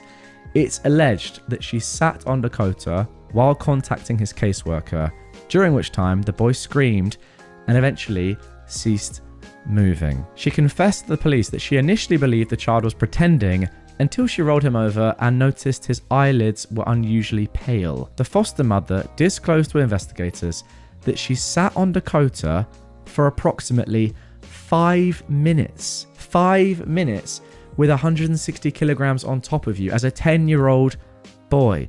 It goes on to say Dakota weighed 91 pounds. So what's that? About 40 kilos, roughly? 42 maximum? It's hardly anything. 91 pounds is a quarter of her body weight. Absolutely insane. while Wilson tipped the scales at £340. Goodness me. The Department of Child Services had assigned the child to her care just 1 month prior to the incident, reports the Mirror US. And it's just so sad. Here's another picture of him. I mean, look, obviously his weight isn't really that important. I think even if I was under the weight of someone twice my weight, I'd be struggling to breathe. But he's a 10-year-old kid. It's absolutely insane. The court affidavit reveals that Wilson appeared visibly distraught when police arrived. By the time they reached the scene, Dakota had stopped breathing and had no pulse. Now, look, it's one thing being visibly distraught when you realize that you've killed your foster child, and only a psychopath wouldn't be visibly distraught or genuinely distraught. But if she genuinely thought that sitting on somebody a quarter of her weight for 5 minutes wasn't, maybe not kill them, but going to have serious ramifications to their health, then she must be the most stupid person of all time. Since when is sitting on a child ever been a good form of punishment ever? I don't know. He was airlifted to a nearby medical facility where he was taken off life support just 2 days later. The St. Joseph County Coroner's Office declared Stephen's death a homicide. Good. The affidavit also disclosed that authorities discovered a 20-second clip from Ring video cameras showing Wilson lying on the boy's neck and head area while he screamed. So it wasn't just on his body in its entirety, it was on the most important part of his body. I mean, it's just insane. Another video from the same camera showed Dakota still screaming as Wilson remained on top of him, his cries gradually fading. Dakota, Wilson can be heard yelling multiple times when she realizes the child has stopped moving. She then instructs one of her other children to dial 911. I was laying on him and he was acting bad, Wilson is heard saying in the video. Wilson had 3 other adopted children living in her home. Department of Child Services spokesman Brian Heineman confirmed her foster parents' license is currently suspended and under review for revocation. So there we go. I mean, that's a story. And I felt like I just had to bring it to you guys. Obviously, a lot more serious than the normal stuff that I cover on my channel. But it's just an insane story that I thought I just had to bring you lot. I just do not understand how she's gotten away with only getting up to 6 years in prison. That's the one thing I just do not understand. And again, I don't think that she was trying to kill the kid. I'm not saying that for 1 second. But if you have to give someone a punishment that is worthy of what they did. And she has killed a 10-year-old child. How can that be only 6 years? And it's not as if, she was driving along at the speed limit and he ran out in the road and she happened to hit him and then he died and it wasn't her fault. This is all her fault. It's like entirely her fault. So I just think 6 years is an absolute disgrace. But yeah, there we go, guys. What do you think? Let me know in the comments down below. Crazy story to start things off. Now let's jump back on Reddit for a more normal story. But wow, yeah, I had to bring that one to you. Mum says she can unlock the door of her 24-year-old child's room and let herself in without permission because it's her house. I think she might be an entitled mum, or maybe I'm just a trashy kid. I'm 24 years old and a college student. I've worked in a bar for the last 2 years, and though it's a stable job, I still don't make enough to move out. I've had other higher paying jobs, but my area is just too expensive. And due to having moved to this state with my parents immediately after graduating high school and growing up a military kid, constantly moving and struggling to ever keep contact with friends that I did make because of it, I had no friends in the area that I could just move in with, and I have too much paranoia to live with strangers. I've just been living with my parents until I finished college, doing it online because my parents didn't want me having to live in a dorm and be away from them, which I should be graduating next year, and then hopefully move in with the only person I've managed to be so close with by then. We just live in separate states right now, so it's taking time. Anyways, my parents have always been very weird when it came to raising me and my older sister. There's a lot of instances, I have plenty of stories, but this one just annoys me the most and causes me anxiety. My parents' house is big, but every room except the master bedroom is pretty small.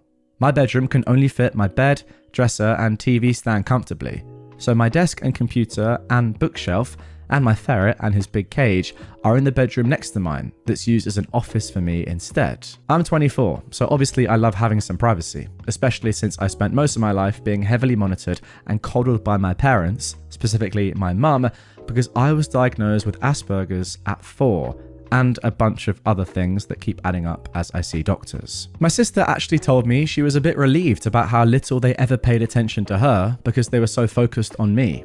I was coddled so much by my mother that I'm only now learning things like cooking or doing laundry, which she still keeps me from doing because it has to be done this way, not that way. And when I ask for help, she gets mad and tells me to figure it out myself.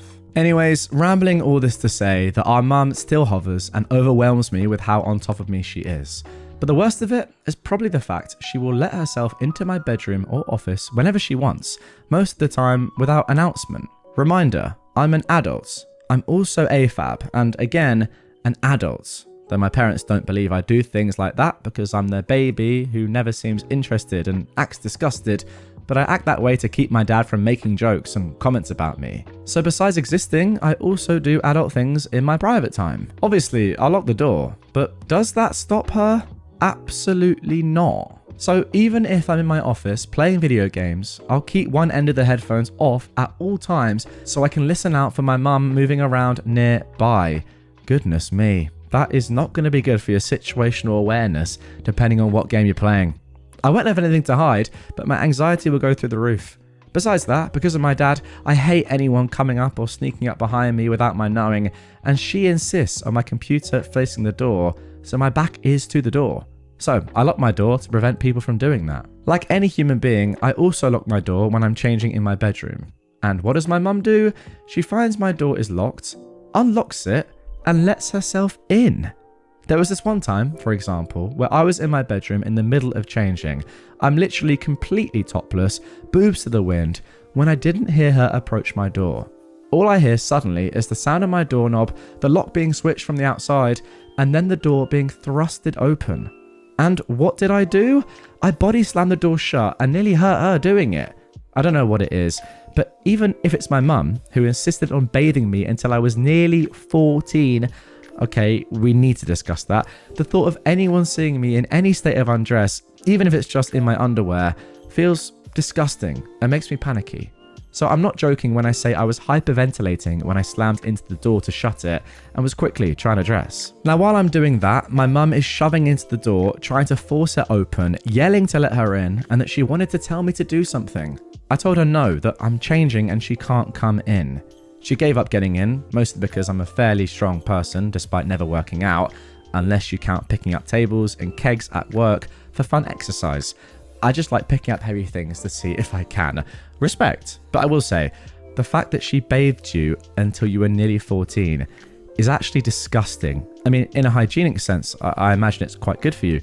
But in every other sense, it's disgusting. And also, I guess that depends on how good your mother is at cleaning you. Loads and loads of factors here.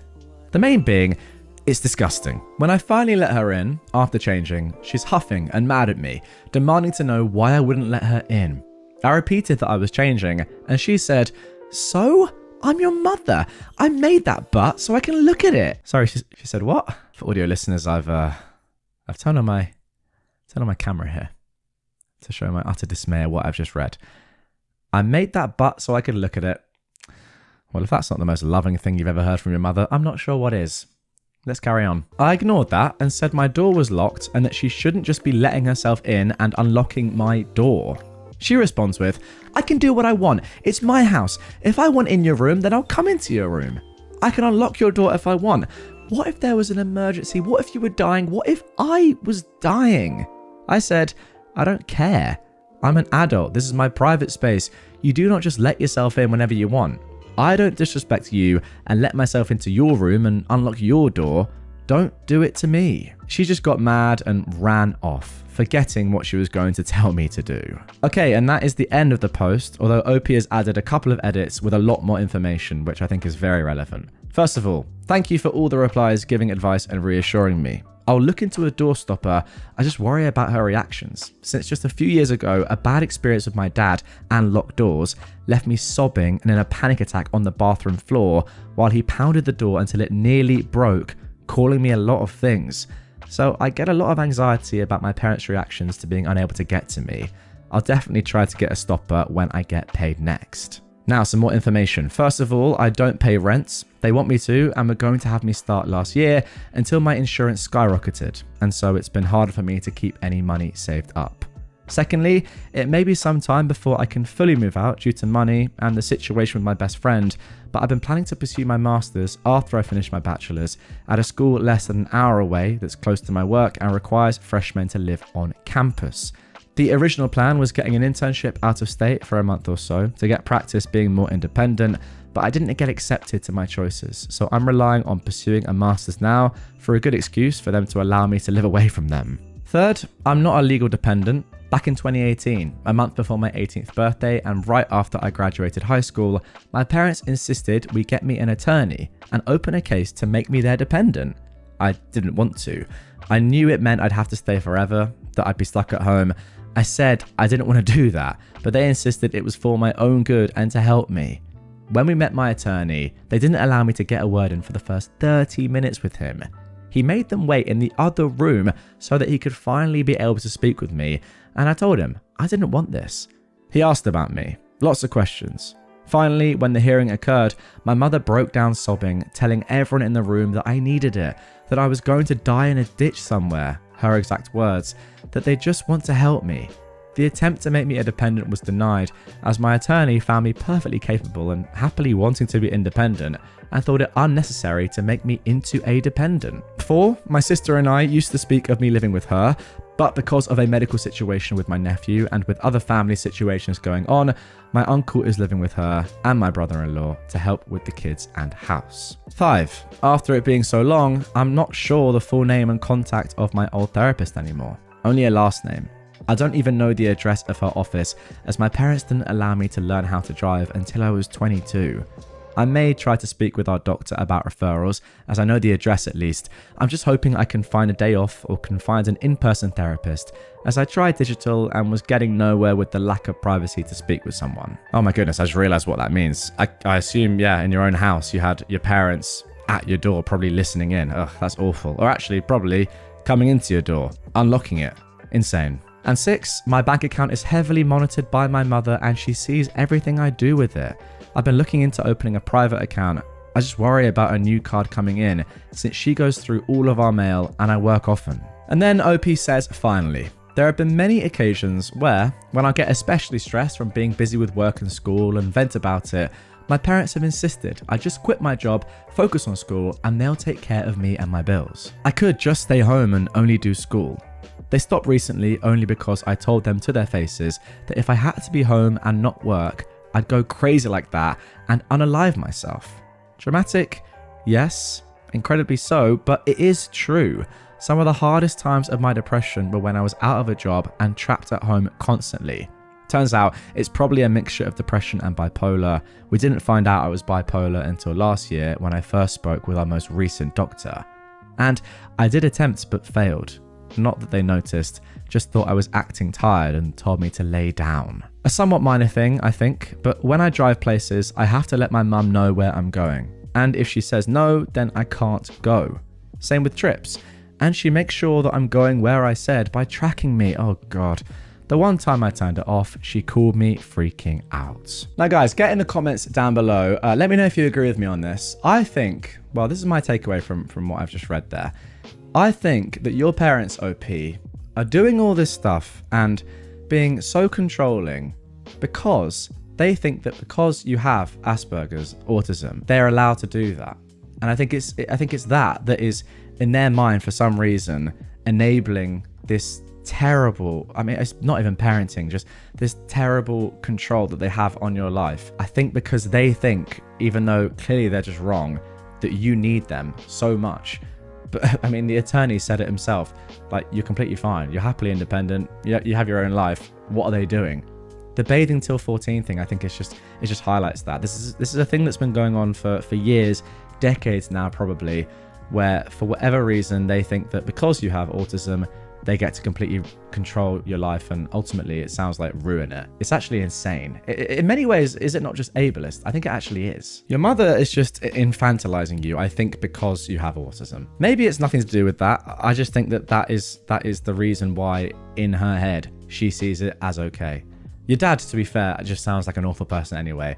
I'm not entirely sure what's going on there, if he is even still around. I couldn't quite work that out. But yeah, no doubt about it. Your mum is a narcissist. Our neighbours have been having pool parties at our pool while we are not home for years. A few years ago, my husband and I purchased a house with a pool. Now, we are acquainted with most of our neighbours, but definitely not close friends with any of them. They all seem nice, but well, we just don't have much in common other than where we live. Next door to the right is a family of 6. Twin daughters attending the local university, high school age son and a young elementary school age daughter, maybe first or second grade, and then the parents. Now, normally we open the pool in early May and we keep it open until the end of October. But this year our weather was off and we had a very cool and very wet month of May, and then June went straight to 100+ temperatures. Now, I'm currently on medication that makes it difficult for me to tolerate being in the sun and heat for an extended time. Plus, we have been helping 2 extended family members who are having health issues. So, because of this, we haven't had our pool opened yet this year. Normally, we go to the family lake house for a week during each of the 3 major holidays. But we didn't go for Memorial Day because there was flooding around the lake this year, and because a family member was just discharged from the hospital yesterday, and July 4th being a Thursday this year, we decided to stay home this week and be available to help this family member. Now, several times in June, the little girl next door has seen either my husband or myself outside, and she's asked when we are opening the pool. We first told her maybe later, but the last time, yesterday, that she asked, and I said we're probably just not going to open it this year, she started crying. Now, we've never had any of our neighbours over to use our pool, so I didn't understand why she was crying over us not opening our pool. Well, I spoke with the neighbour on the left later, and apparently our neighbours on the right have been having a small family party at our pool every 4th of July when we're gone. They've always cleaned up really well afterwards, and because we have scheduled pool maintenance and weekly yard service, occasionally things are moved around in our yard and we never thought much about it. The neighbour on the left thought we'd given the other neighbours permission to use our pool. We did give them permission to retrieve any balls or toys that ended up in our yard, but never permission to use our pool, especially when we're not at home.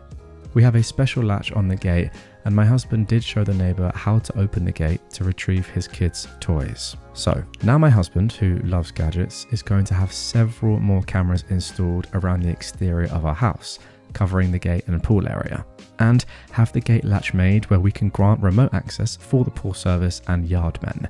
Luckily, we have a friend who does cameras and home automation systems. I'm annoyed our neighbours have been using our pool without permission, but my husband is happy I am letting him get more gadgets around the house. Now, do we confront the neighbours and let them know we know they've been using our pool, or do we just wait and see if they say anything about our new security cameras? Okay, so that is it for the original post, but as I mentioned in the introduction to this one, there is an update that was posted just 2 days later. Let's get straight into it. I didn't expect this to blow up like it has. I certainly didn't expect over 1,000 comments. Actually, yeah, looking at the original post, it has over 18,000 upvotes and yeah, over 1,000 comments. I've tried to read them all, and some were very creative and amusing to read. First of all, we don't want to hurt anyone or alienate our neighbours. We just don't want people using our pool without permission, and we don't want the liability associated with this activity. Here's an example of a comment that I think that OP was referencing. Somebody said on the original post, "I'm so petty that I'd open the pool, hide the cars so they'd think I was gone, then lurk hidden near the pool ready to step in and ask what the heck they think they're doing when they stroll in for their party. I'd embarrass them in front of their guests so hard." Then again, you have to live next door to these people, so probably best not to do that. But that would be so good in that moment, oh my goodness. Anyway, let's get back to the update. A few things I feel I need to clarify. Yes, our backyard is fully fenced in with 2 gates. The one in the back is double locked from the inside. The side gate on the side of the garage nearest the neighbours in question has a double latch that you have to reach over the top and find not 1, but 2 releases to open the gate. There's also an auto close that automatically closes the gate and latches it. I personally can't open the gate from the outside of the fence because I can't reach over that far to reach the 2 latches. The previous owner put this in and it's worked well for our yard crew and the pool maintenance people. We do have some cameras, a doorbell camera and a camera over our garage area.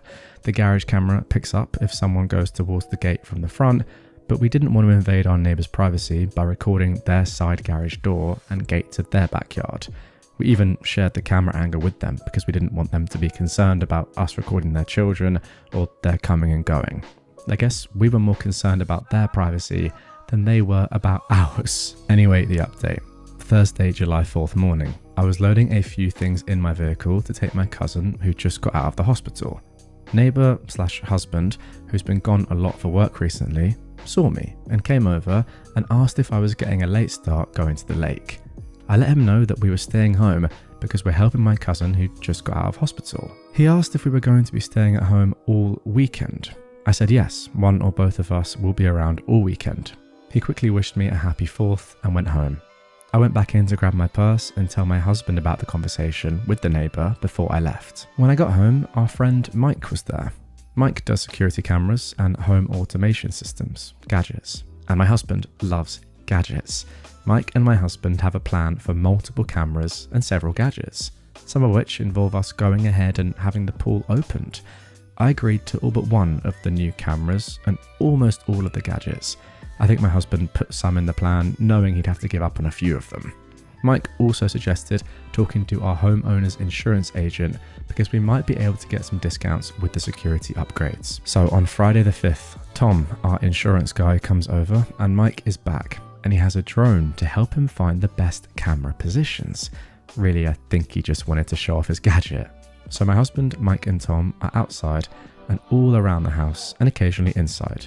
I look outside every so often, and at different times, other neighbours have come outside and down to our end of the street. The neighbours want to know what's going on, so my husband tells them we're concerned that someone, or several people, may have used our pool without our permission while we were not home. It turns out that 2 different neighbours had witnessed some friends of the neighbours' children come over last year, and they and the neighbour twins had gone into our backyard.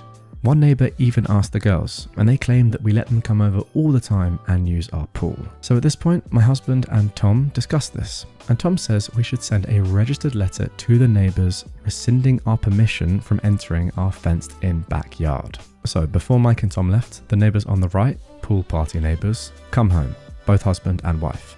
My husband asked to talk to them, and with Mike and Tom as witnesses, he tells them that for insurance reasons, we are rescinding our permission for them or any member of their family or guests to enter our fenced-in backyard, and we will be sending a registered letter stating this as requested by our insurance.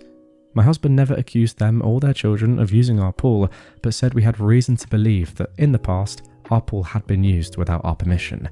He did say that we had reason to believe that their older children might be friends with someone who's been in our pool. My husband also told them that we are changing the gate to have an automated lock and cameras will be installed around the pool area. He also assured them that we'd avoid the cameras being pointed at their windows or backyard. My husband indicated that we were taking these measures to hopefully lower our homeowners' insurance rates. He said that they exchanged a few looks between them, but they said they understood and appreciated the heads up. So, hopefully this saga is over, but if there are any other updates, I will try and post them. Okay, so there we go. That is the end of the story for now. And I'm going to be honest, a little bit disappointed that we didn't get a really amazing ending to this one. Something along the lines of a comment I read below the original post, but maybe that was a little bit too far-fetched and fanciful. But I was dreaming of something as poetic as that. Imagine the look on their faces when you just come out of nowhere. Surprise, we're not at the lake. And you are on our property. Here are the police. Would have been amazing. But in a much more real sense, I understand exactly why you did what you did, and it's a much more succinct and sensible solution to this problem that, is going to have the best long-term effects. I think, though, just finally, I do need to just talk about the absolute entitlement to go and use your neighbour's pool and have a party there without them knowing. Imagine doing that. Is genuinely insane, and you can't for 1 second say or have the excuse that because when my kid knocks the ball into their garden we're allowed to go and get it, I'm then allowed to use the pool whenever I want. That's not how it works. It's absolutely insane. It is illegal, it is trespassing, and I'm glad that they've finally been stopped because it's just unbelievable what they were doing. Okay, now for our next story. Plane Seat Bandit finally happened to me. Now, I'm going to be honest, guys. I'm actually going to get on a flight in under 3 hours from the time of recording. So this is going to scare me, but I'm going to do it just for you. People stealing plane seats and getting told off for it are some of my favourite stories on Reddit. With the increase of plane seat bandits, most likely due to airlines almost making it a requirement to pay for seats if you want to sit next to your plane partner, I've been half expecting to run into one since me and my husband travel a lot for work. Well, it finally happened, and it was fun. Me and my husband always buy plane seats towards the back of the plane. As we stroll down, we see a lady with a young son, maybe 11 or 12, sitting in our seats. They were both deep in their phones when I told her that she was in our seats. We had to wake up at 3 a.m. to drive to the airport, and we didn't really sleep, so I was not in the mood for BS. She smiles and tells us that they weren't seated together, so the stewardess told her they could sit here. She most definitely didn't. I smile back and say we paid for these seats, so we'd like to sit there.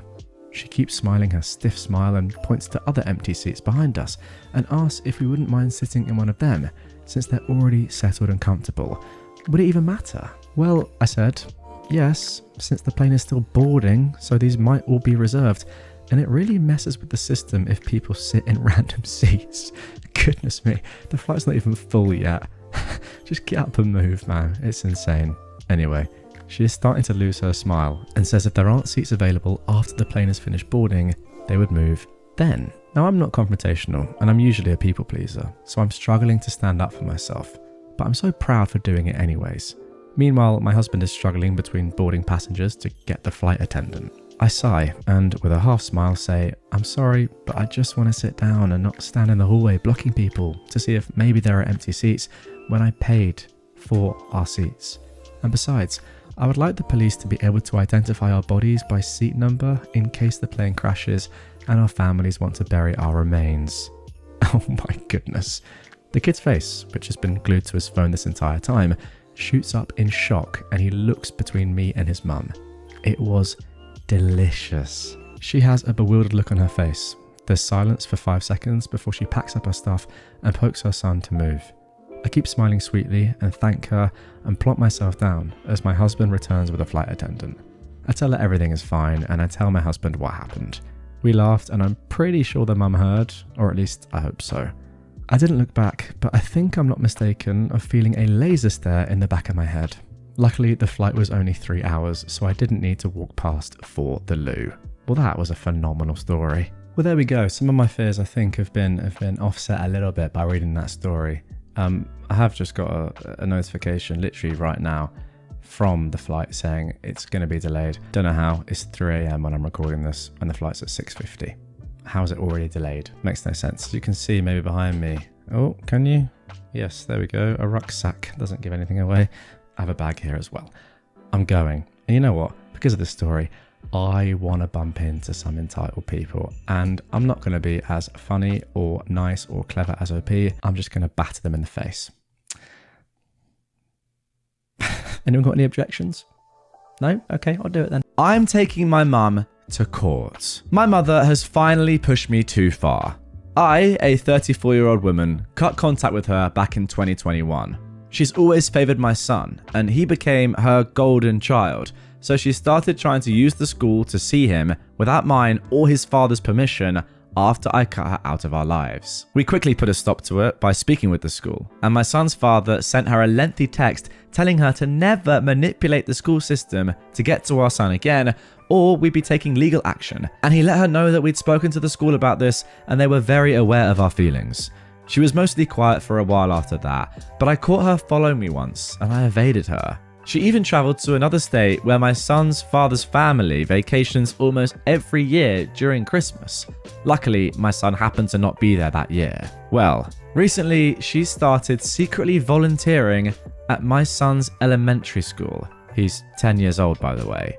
She lives over an hour away and didn't tell the school she had any familial connections there, since she knows that we'd spoken to the school about her antics a while back. We assume that she lied about her address to get approved since she lives so far away. Anyway, she somehow snuck out of the classroom she was volunteering in and asked another child to get my son out of the cafeteria and spent 15 minutes crying to him, telling him how unfair I've been and that she's never done anything wrong, that she has years of presents for him and he needs to come over to her house so he can have them. Worst of all, she told him not to tell anyone that she spoke with him or that he saw her. I felt like my mum was slowly calculating a way to eventually take him from the school. Now, my son's father and I aren't together, but we immediately banded together at this moment and spoke to the school vice principal the next day, and we decided to file an injunction. The temporary injunction was approved within an hour of filing. I was immediately in tears. I was so relieved. Our hearing is coming up, and the closer it gets, the more I find myself questioning what I'm doing. I know that I'm doing the right thing, but this situation just sucks. No one should have to protect themselves or their children from their own parent or grandparent. It's such an awful feeling. I wish she would have just respected our boundaries, but she's clearly incapable of that. I tried so hard to make her understand my boundaries before I cut contact with her.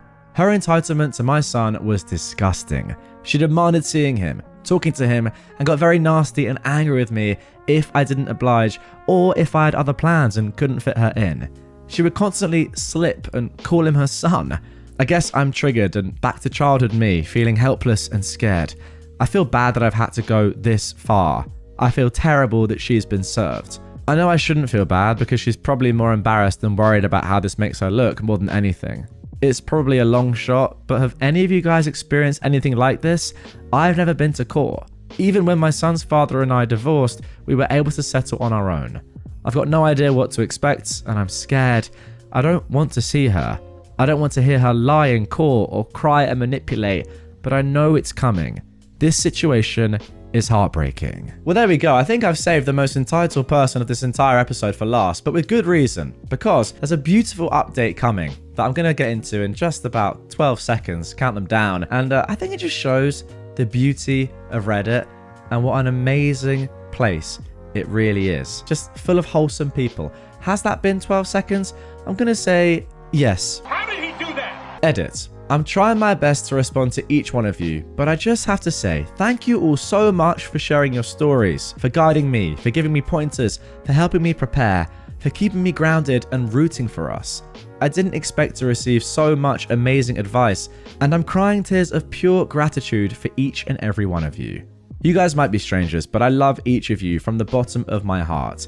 Just know that you've all played a major role in possibly saving my son's life, maybe even my own. Once I have an update, I will edit this post again and let you guys know how it went as quickly as I can. There we go. The beauty of Reddit and the community that it brings right there in one paragraph. Lovely stuff. And yeah, I mean, you might think that's a little bit dramatic, a little bit of hyperbole there, but realistically, I mean, she is literally stalking your son. What else could she do? She could easily abduct him. I think she's shown that potential. So, I mean, yeah, it's not really an exaggeration, is it? People of Reddit who have given this user, you know, real support and real tips and advice and maybe pushed her into getting this injunction in the first place or helping her deal with go to court, genuinely could have saved / could be in the process of saving her and her son's life. Now, at the time of recording, we don't have an update. This was just posted 2 days ago, so it's a very fresh story. But let me know if you want me to look out for the update of this, if one does come. I'll keep my eyes glued to this account. And yeah, if you want to see what happens next, comment down below. My daughter's entitled father is finally leaving us alone. Hey Reddit, this came up far earlier than planned. And while I'm happy to announce that my daughter and I are finally free, there's some sad news mixed in. So just to recap once again. I, now a 34-year-old woman, have a daughter who is 6 with Jeff, a 37-year-old man. We never dated, it was a one-night stand where protection failed. I never regret having my daughter, despite Jeff demanding me to end the pregnancy, then refusing to be involved for my daughter's first 4 years of life. 2 years ago, he reappeared demanding parental rights. Our country's courts deny that since he was not on her birth certificate, his decision, and he had never paid any kind of child support. It turned out he didn't care for my daughter. All he wanted was to use her as a replacement for a child he lost with his wife. Now, before I go to the update, I did get a lot of questions to answer. First of all, did I know that Jeff was married? Well, he wasn't when we had our one-night stand. 2, are you interested in Jeff? No, I'm aromantic, meaning I do not develop romantic feelings. I don't think that's a healthy mindset for a long-term partner, so I refuse to date. I was okay with one-night stands until I had my daughter. 3, why did you send information to Jeff? As in pictures, details and dates of birthdays, celebrations, etc. OP says, because my mother recommended it and she was absolutely right. Had I not done so, he could have sued me for parental alienation. By trying to get him involved, I actually came out far better situated to prove that I'm not trying to keep him away out of spite, but because I truly think he's a danger. 4. Why don't you talk more about your daughter's emotions and status? No offense, but I give just enough information on my 6-year-old. Yeah, I'm going to say that's a weird question to ask for the emotions of a 6-year-old in a Reddit post. Okay, I don't think people on Reddit are bad, but this is the internet. I don't really need to speak in depth and details on my child's mental state or her actions. What I want to share about myself, that's fine. I'm a fully grown woman. My child, though, is another matter. I don't even post pictures of her on social media. All you need to know, for the people asking, is that she's happy, healthy, and has a father figure in her godfather. She's a normal, rambunctious little girl. And then finally, number 5, why was Jeff arrested? He got into a drunk fight. Assault charges. It's completely unrelated to my kid, but could have been used for custody matters. It ended up being unnecessary. Okay then, now let's get into the update. A reminder that this is posted just 22 days ago at the time of recording, and the previous final update in which OP's daughter's father sent a priest to harass her was 3 months ago. While our case is yet to be reviewed, we were scheduled for September 2025, Jeff's lawyer contacted mine to say they were dropping their demand for parental rights. About 6 weeks ago, Jeff formally agreed to drop any claims for rights or responsibility to my daughter. I know a lot of people are going to go all over, but what about child support or inheritance? Keep reading. It should explain why it's not worth it. My lawyer went over the documents to make sure it wasn't a legal trap of sort, and he confirmed that they were exactly that. He wasn't asking for anything in return, just to drop. I didn't question anymore, I just had it signed, and now we need to wait a couple of weeks to get confirmation that everything is done. Since both parties agree on this, it should be relatively quick to get it through the courts. If it sounds weird that he suddenly just gave up, I thought the same. To be sincere, I was half tempted to snoop around, but I was way too busy making arrangements. As some people suggested, I will be moving. I won't leave the country I live in, but I plan to move closer to my support system, my daughter's godparents. It turns out there's a property less than 5 minutes away from them on sale. There's no home built yet, so I've got a lot to do, but that is my intended new home. We also got not 1, not 2, but 3 dogs. The cat probably is planning my murder. So with all of these changes, I have to admit, I didn't have time to snoop. The thing is, the whole thing came to me rather than me needing to look. I met with Jeff's in-laws. It was pure coincidence. I was waiting on some things in a store and they were there. I'd met them in passing in that mess of a Christmas party last year, but this was really the first time we talked. My daughter was thankfully at school since the topic was heavy. They recognized me and asked if I could speak to them. I wasn't sure, but I decided to be polite and I offered to buy them a coffee. They were very nice, not entitled at all. They explained they were sorry for their daughter's behavior. She'd not been the same since she lost her child. Those who called out that she was using her dead baby's name on my daughter were actually right. Oh my goodness me. So if you remember, guys, from the previous story, I guess the penultimate update now, or actually 2 updates ago, I suppose, Jeff's new wife was calling OP's daughter Gabrielle, not even close to OP's daughter's real name.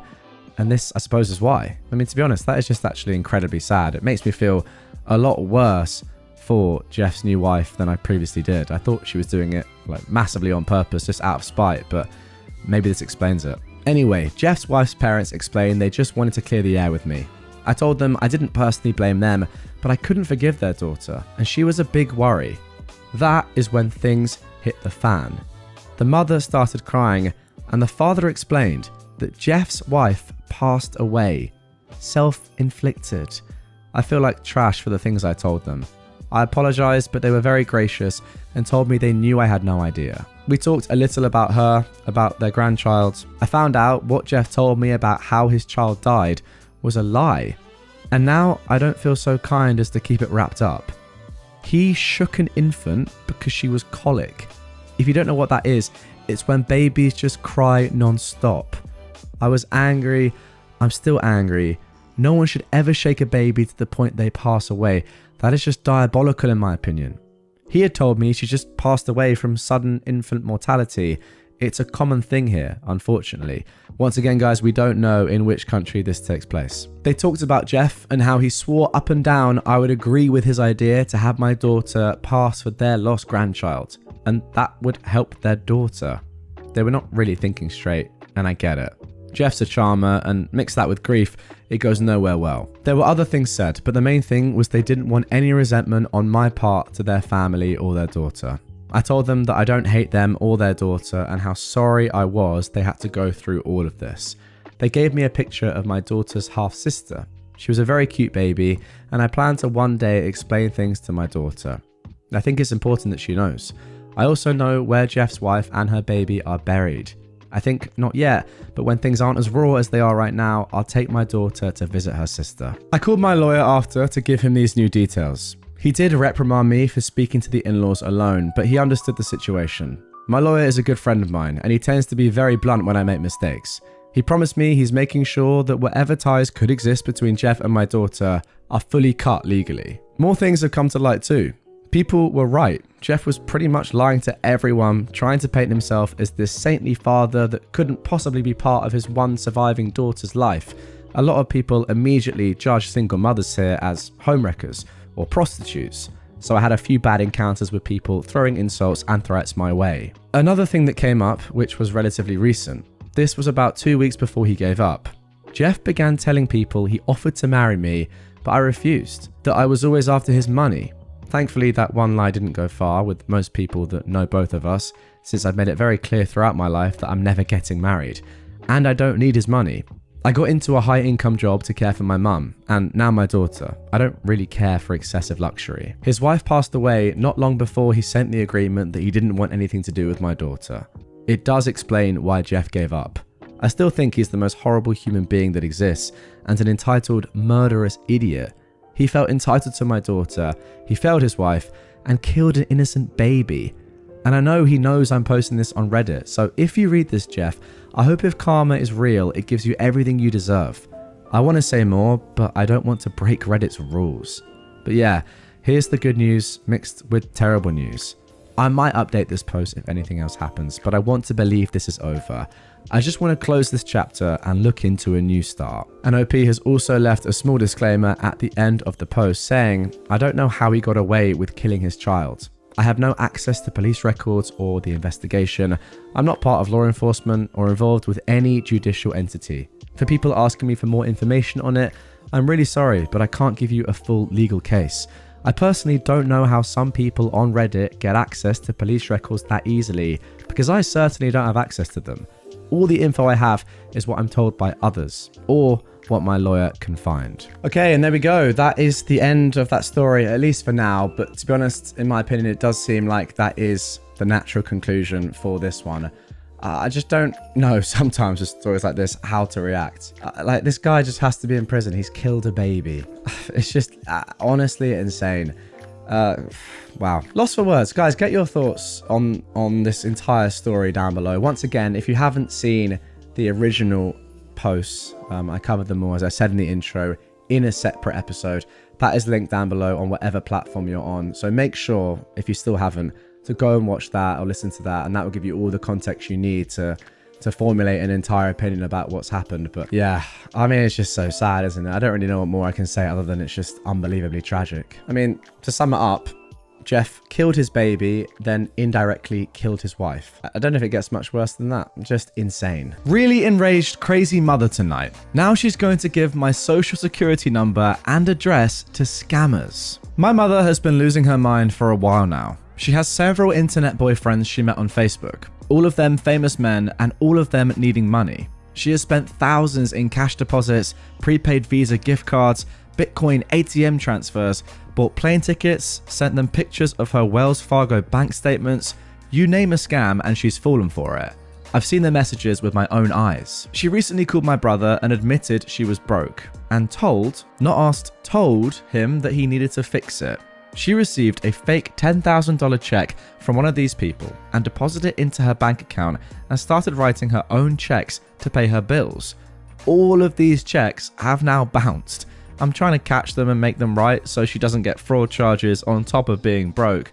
Her utilities were turned off this week. I fixed it. She was so far behind on her mortgage that they were going to serve her with foreclosure paperwork last Friday. My brother paid the amount due to stop that process. She literally has $100,000 plus in credit card debt and has been trying to save the money for a bankruptcy attorney. I told her I would front the retainer. This has all happened in only the last 8 days. We're $5,000 deep in stopping the bleeding, and who knows what is still coming. We made her sign power of attorney over to us on Monday as a contingency for our help. She also signed a petition for voluntary conservatorship that will have to go in front of a judge. She swore to us she was done talking to these men. I personally took her phone and deleted the apps she uses to talk to them and the hundreds of different numbers they have been using to text her from. I blocked everything I could. She swore again that she's cut all contact and would not have anything else to do with them. Last night, she accidentally texted my brother from one of the apps I positively know I deleted. So my brother and I decided that she clearly can't be trusted and doesn't need a phone with apps or internet capability. She's like a dang meth head, and we have to blow up the double wide that houses her meth lab. So I bought her a jitterbug flip phone, the only thing I could get my hands on, and activated today. I activated it, I charged it, and I preloaded it with all of the contacts I can think of that she'll need for the next few days. Doctors, friends, both of her children. I took it over to her house, grabbed her iPhone and put it in my purse. And then I pulled out the jitterbug and told her this was her new phone from right now. She flipped her wig. She demanded I give it back to her. I don't have the authority to take it away from her. She needs that phone. Then she freely admitted she's been texting at least one of the men, the leader of the pack. Of course she re-downloaded those apps. She's in love with him and the heart wants what it wants. I told her she'll just have to keep wanting. She's not getting her phone back. She moved to lock the door so I couldn't leave. I beat her to it and ran out to my car. I pulled off with her standing in the driveway screaming at me. I stopped at the gas station just down from her house to sit for a second because my hands were shaking. Evidently, this gave her enough time to get past me because she beat me back to my house. My husband let her inside and made my daughter go back upstairs so she wasn't actively watching this go down. I get home and she meets me in my garage. I want my phone back, just over and over. I kept telling her no and that she needed to leave. She refused to leave without her phone. I said I'd call the police. My daughter is here and she's being erratic and she needs to leave. Finally, my husband convinced her we needed to go outside for this conversation so my daughter couldn't hear it. We go out on the front porch and this woman spit straight up venom at me for 15 solid minutes. I'm the greatest disappointment of her life. She wishes I was never born. She should have let my abusive ex-husband beat me to death instead of loaning me the retainer for my divorce attorney in 2017, because that is why she's broke. You name it, she said it. She even threatened to beat me senseless with her cane. I just kept telling her I was sorry she feels that way and I'm not giving it back, so she should leave. She finally said that she's going to make sure she gives my information to all these scammers I'm so worried about, my social security number and my address, so they can show up at my house and tell me how they really feel. And she is not responsible for whatever happens next. And then she finally left. I came inside and literally sobbed on the bathroom floor. I have been for a couple of hours now. What kind of mother tells their kid she wishes their abusive ex had succeeded in beating them to death? What kind of grandparent threatens to give out the address to the home that her grandkid lives in? I've long been suspecting some early onset dementia, and we literally had a neurologist appointment tomorrow after waiting 3 months for it. That's the thread I've been holding on to. This isn't my mother. This is the disease that's been eating her brain. She says she's not going now. I wonder if she'll still show up for the bankruptcy attorney appointment she has tomorrow that I'm supposed to be fronting. She was absolutely like an unhinged, raving addict. Just give it back for tonight and I'll give it to you in the morning. She told me she has one of his 176 numbers memorized and will just call him as soon as she gets home. She wasn't bluffing. She did add a new contact with his name, but I deleted it from the parental control app already tonight. She also said she hopes this new phone has long distance because she will stay up all night calling China so that my bill is high. I'm ready to just hand her back the dang phone and tell her to go jump. You won't get another penny from me, so don't call me or mine for another dang thing as long as you live. When these bad checks keep bouncing and they come after you with charges, I don't care. When your utilities get turned off again, sit there in the dark and use your love for this fake bar internet boyfriend to keep you alive. And when your house goes into foreclosure again, I will wave at you and your little shopping cart full of trash when I drive by you on the street. I'm just so done right now. So done. Oh god, there we go. That is just awful. Now, coming up, we have a part 2 to this, a continuation of this, where things somehow get even worse. But for now, I've just got to say, again, I don't ever really blame somebody for getting scammed. Yes, you could say they should know better, but realistically, it happens to everyone, and I know it's a bit mean to say, oh, come on, that was so obvious, even though it probably was, like in this situation. So I do feel like, you know, empathy and sympathy is the best way to go about these sort of things when they do happen. However, when the person that's been scammed has this sort of reaction, and is just completely, like, negligent to what's gone on, and cannot see that they're being scammed, despite it going on for so long and everyone around them saying, you're being an idiot now, you're letting this happen again and again and again. No, these people do not love you, they just want your money, and they're plunging you into a world of debt and darkness. Can you not see that? If they don't see that, then yeah, they've got themselves to blame at this point. It's ridiculous. And OP, I think you're doing your best here. You really are. I don't know really what else you can do apart from just call the police and the FBI, because if your mum is threatening to leak your social security and your address, that is endangering you. So, I mean, that is the only logical next step. Anyway, that was posted 2 months ago. And just 1 day ago, at the time of recording, we got this update. I mean, it's not really an update, it's more an addition. But yeah, posted on r/entitledparents just 1 day ago. Mum got scammed again, and now I'm done. My 68-year-old mother is losing her mind and has been for a while now. We knew she'd been conversing with several people online for over a year, most of which claimed to be famous men and all of which needed money for various things. We'd been telling her since December that she was being scammed. We tried involving DHR and the agency who helps protect seniors, all falling on deaf ears. Courts won't do anything without a medical diagnosis.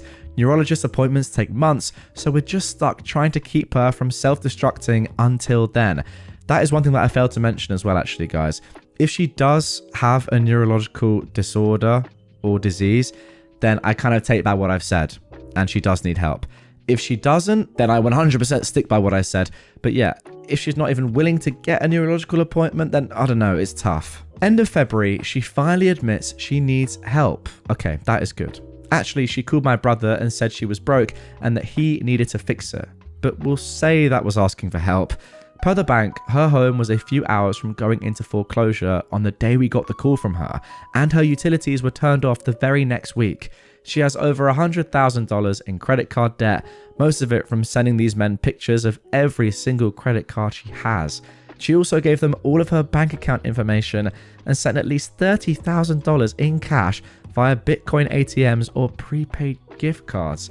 I'm not sure I'll ever know exactly what she has spent on them, but I do know that she owes $7,000 in taxes this year from all the withdrawals she made to her retirement, which she freely admits she sent to these men.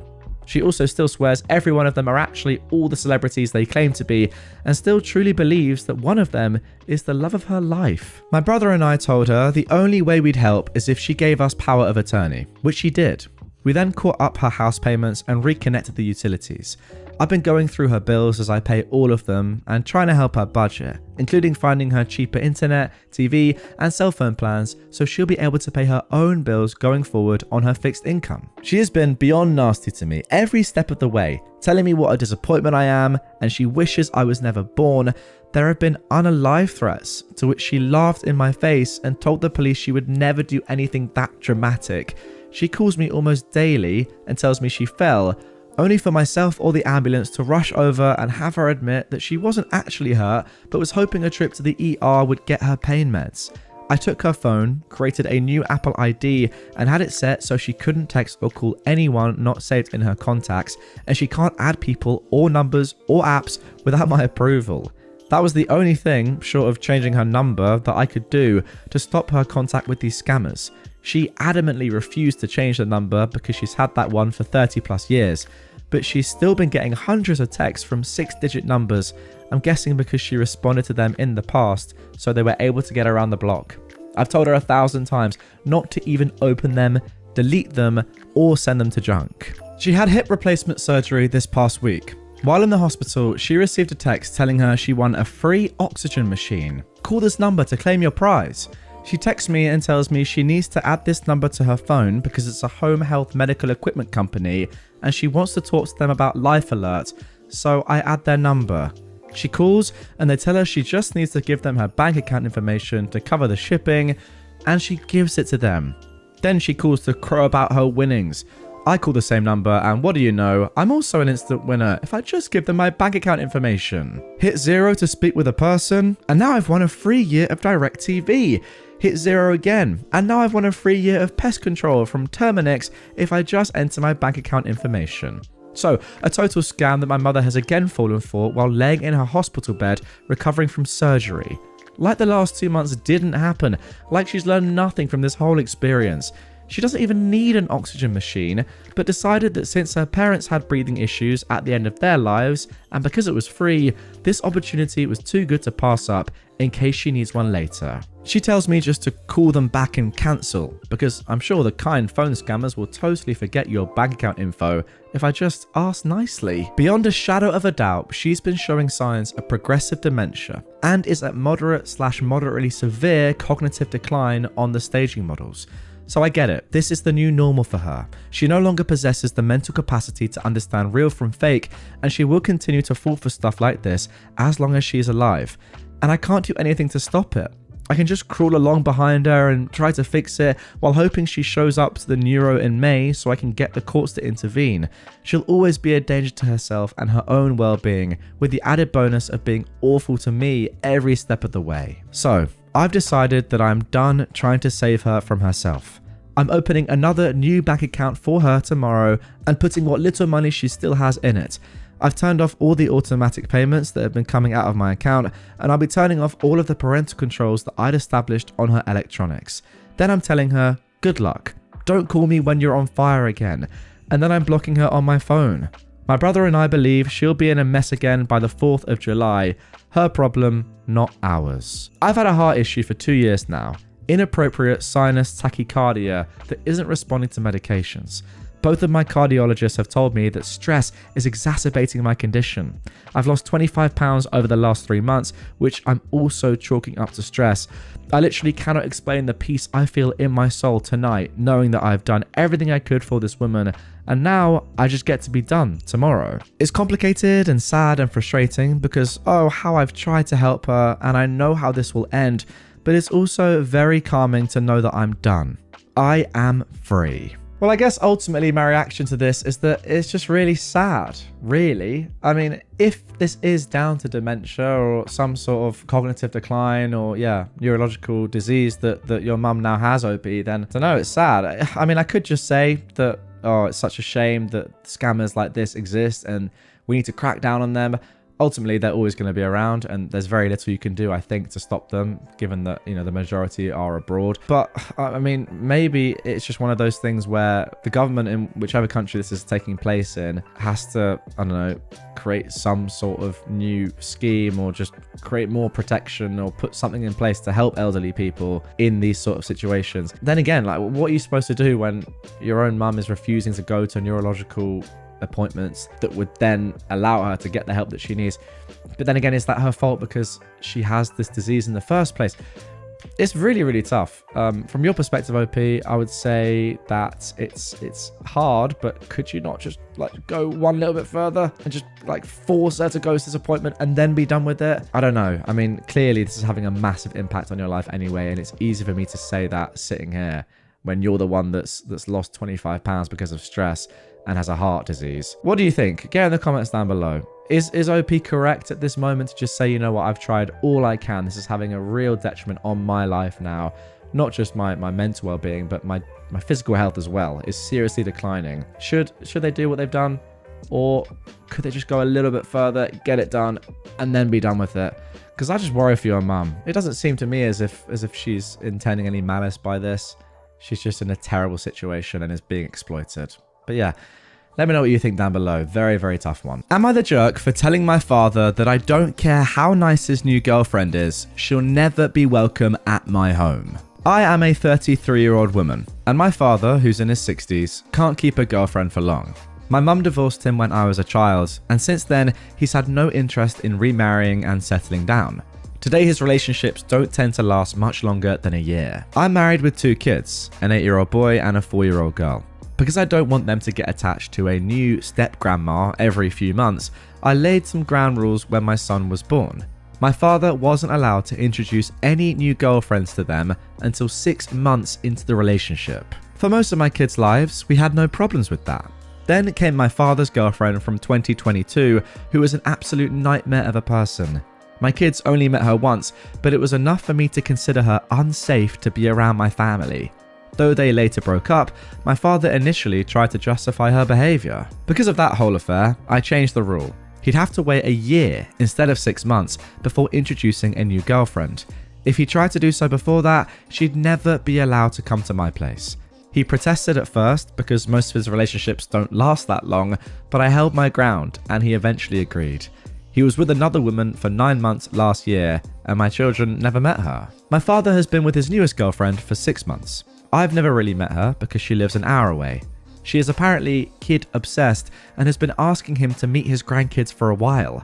He's tried to convince me to make an exception for her for a few months, but I always say no and remind him of my rules. My daughter is turning 4 this week, and we threw her a birthday party yesterday. It took place at an event space our building has. My father showed up an hour late with his new girlfriend. I approached them to ask what he was doing. He said that his girlfriend was excited to meet my kids, and he thought the birthday party would be a good place to introduce them. Because they'd been together for half a year, he didn't think it would be such a big deal. I told them the girlfriend had to leave before my kids saw her. My dad tried to give other excuses, such as the fact that my stepdad, who's been with my mum for more than 20 years, was there and said that if she left, so would he. I told him to be my guest, and they both left. Earlier today, my father called me. He told me off for kicking them out of the party. He said my rules were too restrictive and his girlfriend was a lovely person who deserved to meet my kids. I told him that not only do I not care how nice she is, but I'll also never welcome her at my home after the stunt he pulled. She can meet my kids after the 12-month mark, but not at my place. We fought for a while before he hung up on me. My husband and my sister, who's staying with us for a few days, witnessed most of the fight. My husband is on my side, but my sister thinks I'm being needlessly cruel to a woman that I've never met. So, am I the jerk? Now, there's a little bit more context here, which I think is very, very important before I get into my thoughts on this initially, before we then get into the update posted on r/entitledparents. But OP has said that this is what happened to make her change the rule. So back in 2022, on our first meeting with my father's then girlfriend, the girlfriend slapped my 2-year-old daughter because she spilled a cup of juice on her lap, staining her white dress. We were across the room and weren't able to stop her until it was too late. When we confronted her, the excuse was that the dress was new and expensive. She refused to apologize. My daughter doesn't remember it, but my son witnessed the whole thing. My father only defended her when we kicked her out. He broke up with her the next day and apologized profusely. It took us a few months and a lot of talking things through to let him near our kids after that. Okay, so there we go. I feel like with that context now, we have the full picture and the rationale behind why OP has these strict rules in place. Now, I will say that I do actually agree with OP's sister. It is quite harsh on their dad's new girlfriend to not be able to see, you know, the kids for this length of time. I'd feel the same probably if I was the woman in question. She's probably like, you know, why am I not allowed to see your grandchildren? I've been with you for a long time now. Am I not allowed to see them? That's a shame. So I get it from her perspective. However, from your perspective, OP, it makes complete and utter sense. You can't trust your dad with his new partners. And I think that the example that we've just seen there is complete justification for why you can't. I mean, you just simply cannot let someone like that around your kids. And if you have any sort of potential thinking in your mind that a new person, a new woman in your dad's life might be, you know, there's even a 0.1% chance that something like this could happen again, then yeah, you got to stop it and have those strict boundaries. I think the person that is being punished here most is your dad, which is probably the right way of doing things. I mean, the fact that he didn't apologize until he was out of the house and it took months to reconcile is ridiculous. Surely you immediately just say, no, we're done. I'm so sorry. Let's try and move on as quickly as possible. But he didn't do that. Crazy. Now for him to have to explain to his new girlfriend the reasoning why she can't see his grandchildren, that is good punishment. And I would say it's tough for him to have to do that, but he's put himself in that position. So that's on him. But anyway, as I mentioned before we got into this one, there is an update to this posted on r/entitledparents just 24 days ago. So let's get into that. All right, so OP says, I've mostly solved the situation since I posted on r/amithejerk. There are some things though that I think I should clarify about my relationship with my father first. I can't be the first to say this, but Reddit is by no means a place to accurately describe any type of relationship in full detail, especially a familial one. So those who said I don't like my father or don't approve of his lifestyle are jumping to conclusions. I love my father very much, and I'm grateful for everything he's done for me. But yeah, he's a jerk. We've had a rough relationship since I was a kid. It got much better after I moved out, mostly because we both realized we wouldn't have any relationship whatsoever if we didn't make efforts to change. As much as my father has become a better person, he still has some extremely narcissistic tendencies that make themselves obvious every now and then.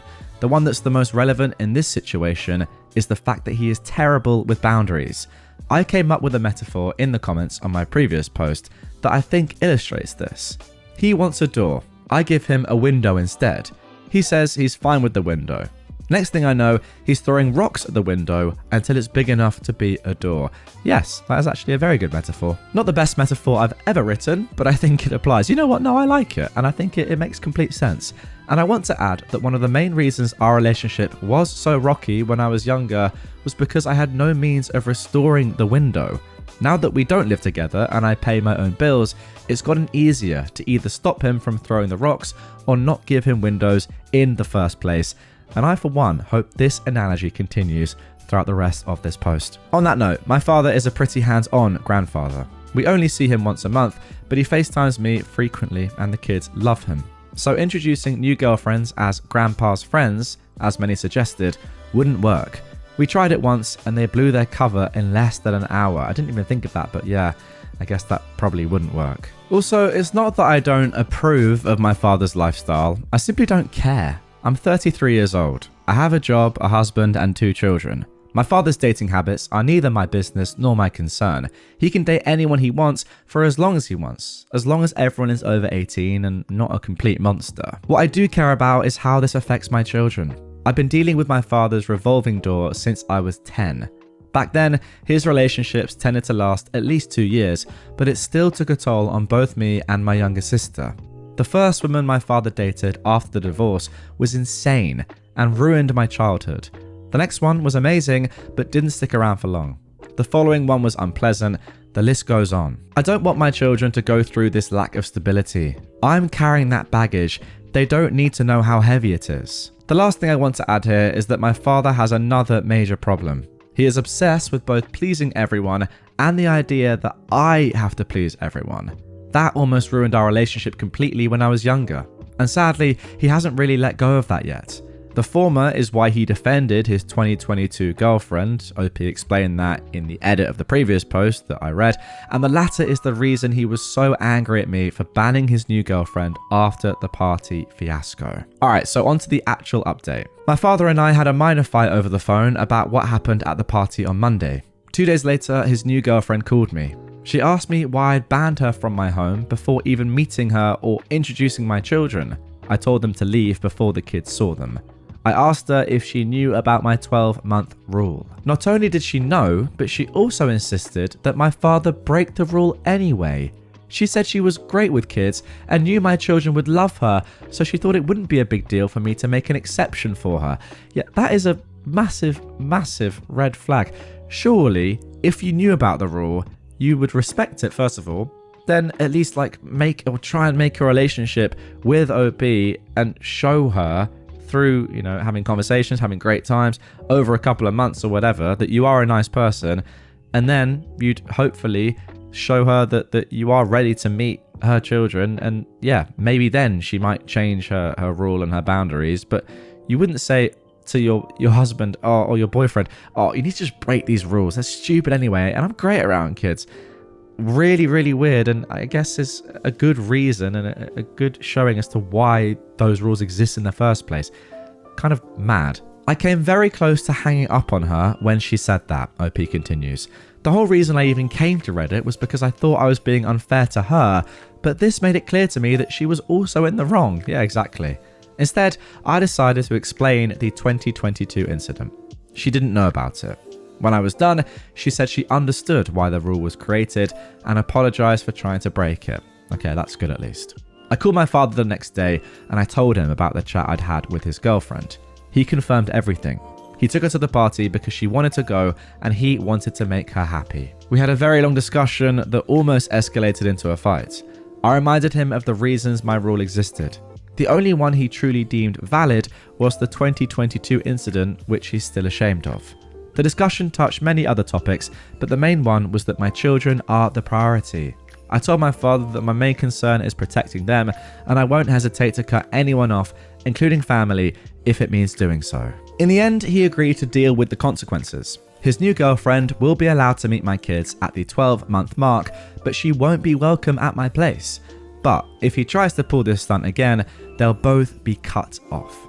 We ended the call on a cold note, but he called me again on Friday. He apologized for everything and said I was a great mother. I can tell when he's being sincere at this point, so I accepted the apology. Knowing my family, I don't think there'll be any problems with this for a while, and if there are, I've got it covered. I think this will be my last post. Thank you all for the support and encouragement you've given me. Yeah, to be fair, I think that is the thing that shines through throughout this entire post, the original and the update, is that you just know exactly what you want, OP, and you're not taking any trash from anyone, even your own father, even his new girlfriend. You're just like, no, it's my life now. I had this not great childhood with you controlling it and you having random women that just weren't very nice to me, and that was terrible. So no. This is my life now. This is my family. I'm doing exactly what I want and what I think is best for them. And that's it. Simple as that. You're either on board with that and you can come along for the ride, or if you're not, then I'm cutting all ties and you're not going to be a part of this. I love it. It's how you got to be, but a lot of people struggle to be exactly like OP. So yeah, respect. All right, now on to our next entitled parent story. This one is a little bit more lighthearted, but it's kind of mental. Let's get into it. So, apparently it's my fault you go to Dunkin' every day. First, let me say that I am honoured that I have this much power in my co-worker's life. I had no idea, and apparently I'm using this power for evil instead of good. Story time. My co-worker is extremely behind on bills because her college-aged daughter uses her credit card, and she racked up thousands in food-related charges in under one semester. Over 5,000. Oh my goodness. My co-worker still gave her the card the next semester because she couldn't have the daughter walk to the dining hall and have food she didn't like, but was the food that she already paid for, and didn't want to cook in the kitchen even though she paid for a weekly grocery delivery from the grocery store. But, you know, I'm not a parent, so maybe I don't understand. Anyways, my co-worker is looking to save money. I wonder why. I grab coffee daily from the lunchroom. Basically, it's hot water that I add my own stuff to, coffee and creamer. Well, herein lies the problem. My co-worker keeps forgetting to buy the coffee she needs, and I'm not sharing my expensive coffee with her. I draw the line. Now, by forget, I mean she runs to the grocery store almost daily because she needs cereal the day they run out of the one they like, instead of eating the other one in the house. Again, not a mother, so maybe this is normal, but if I tried that with my mother, I would not have eaten cereal. So instead of just going on Amazon like a normal human being, she needs to grab Dunkin' every morning. Now to the part where I am costing her money. We have free coffee downstairs and free cream, but again, it's downstairs. This co-worker walks by it every morning when she does remember to bring coffee, but she forgets to grab the cream and messages me saying that she's too tired and doesn't know what she's going to do. The thing is, I have cream at my desk. My cream is not the same as the downstairs cream. You see guys, I buy my cream in flavours in the single serve variety, in larger quantities because I'm horrible at remembering to buy it, so I stock up. Theoretically, yes, I have extra, but the guilting text came daily for weeks, although she never outright asked. I always said, well, hey, just grab some downstairs. She told me that because she doesn't have cream, she now just stops at Dunkin' every morning. So because I won't share my $50 worth of cream, she's now telling me she goes to Dunkin', which she can't afford. I can see where the daughter gets it from.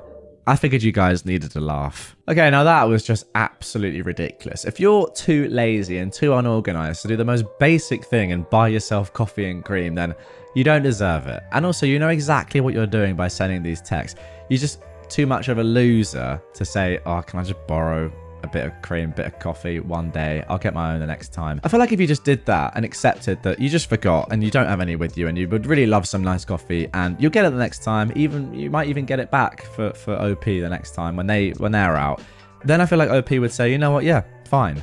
But if you're doing all of this every single day for months on end, and we're not going to get into the parenting side of things here, but the way that you're treating your daughter as her mum is kind of crazy. Like, not even punishing her at all for racking up over $5,000 of credit card debt, and instead saying, nah, just keep paying it, I'll deal with this. Yeah, insane.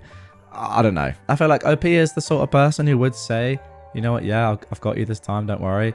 But not with somebody like this who is just, yeah, beyond helpless. Now for our final entitled parent story of this episode. Entitled parents think they own my apartment and had no regard for boundaries. I remember when it was my brother's graduation and my mum insisted that I attend family events. I had just finished freshman year and gained 20 pounds from depression and isolation.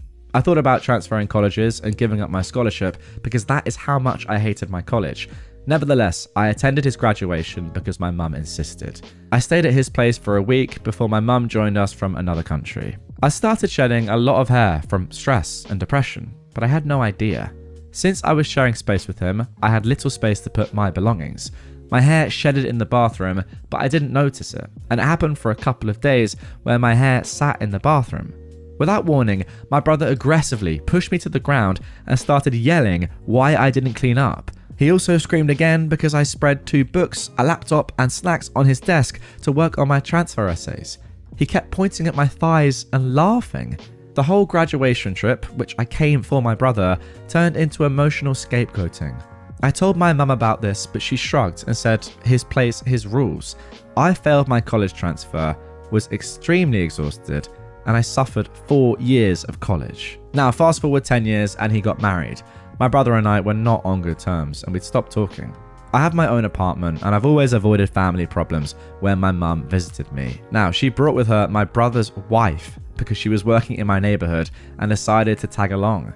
I told my mum in the lobby that I don't welcome her, but she brushed it off and said, come on, she's just family. My mum kept pushing to let her and the wife in, and I had to push them back away from the door. I finally snapped. My whole family started knocking me after this incident. My brother even said he's going to name his child after me, and they all started laughing. They've got no respect for me and my physical boundaries at my own apartment, including my mum.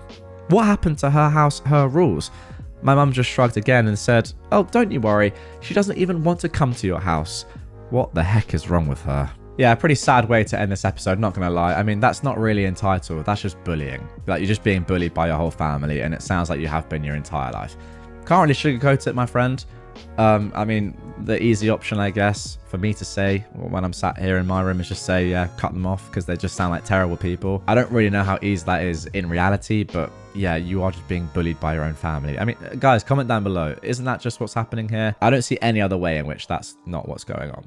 So, yeah. Pretty tough, but hey, pretty brutal end to this one. Parents had me sign over $200,000 of inheritance. When my grandfather died during COVID, I received a legal document asking to sign over $200,000 from my grandfather's insurance policy so my parents could receive that as well as their $200,000.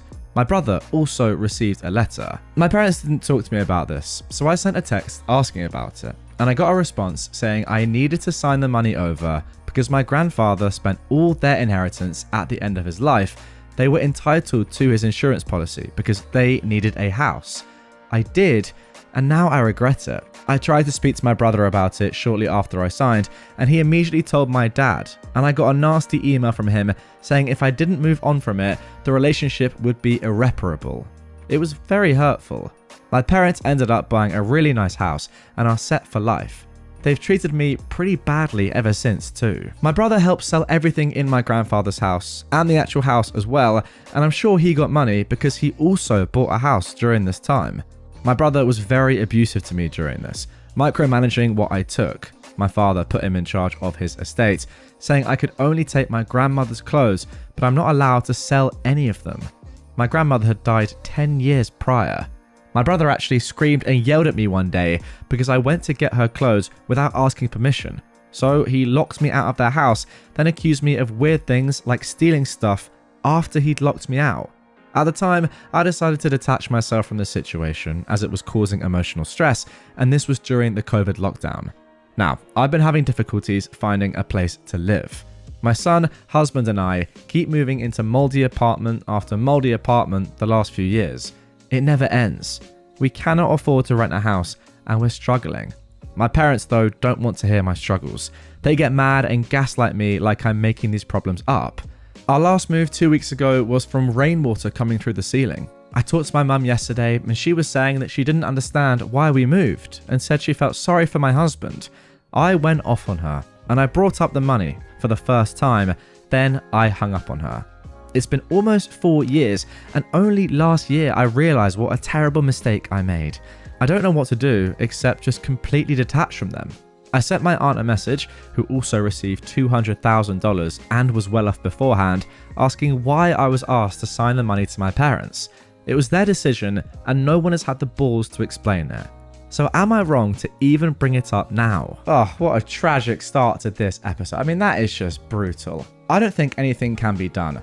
I don't think you're wrong to bring it up now and to get some form of emotional justice, I suppose, by having people tell you and you now finally understanding, OP, that what happened was horrible and so unfair. But in terms of like the legalities of this, I feel like unless you can prove that you were forced to sign this over under duress, there's nothing you can do. Like, your parents just played you. They manipulated you. I can't quite believe it, but yeah, legally, I think you're in the mud. Listen, cynically, I could sit here and say, what were you thinking by doing this? But, you know, you're a kid and your parents are your parents. Throughout your entire life, you're told, like, listen to your parents. They know best. And you were probably just doing that. But I don't know, maybe you're just being naive or just didn't understand the brutality and the truth of the situation. But my goodness me, you know what, maybe it is worth getting a lawyer involved just to see what could possibly be done. I hope for your sake that something can be, but I just don't think it can. Now moving on to our second entitled parent story of this episode. My entitled mum wants me to pay my creep stepbrother's student debt. I am a 29-year-old woman, and I have an older stepbrother, Chris, who is 42, who's been a nightmare since the day my mum married his dad. Let me give a bit of background. Our parents married when I was 4 and he was 17. Both our parents were widowed. After their wedding, we moved to the US since my mum had American citizenship through marriage. I was born in the US too, but after my dad died when I was 1, my mum and I moved back to Colombia. Stepdad got his residency through marriage, and my stepbrother because he was a minor. Now, my stepbrother wasn't a big fan of me. My only memories of him are just constant bullying. He'd be left in charge of me since he was studying locally and lived with my parents, but mostly his babysitting really meant things like locking me in the guest bathroom or the shed outside. He'd steal my lunchbox whenever he was the one who dropped me off at school. He even began to harm my pets. I have an old cat that has been with me for almost 22 years. He tried more than once to run her over with his car. My parents never believed any of it. He's the classic golden child. My mum absolutely wanted a son instead of a daughter, so my stepbrother took priority over me. The bullying just kept getting worse and creepier. He had this long key for the bathroom. The door was designed so in case it got locked by accident, one could open it by inserting a long stick or key through a small hole on the outside. He would use it to walk in on me showering. My underwear would disappear sometimes, and I know for a fact it was him. He also started taking pictures of me sleeping. One night, I woke up to him taking care of himself next to me while I slept. I yelled, obviously. My parents came over, but he wasn't in trouble. I was for tempting him.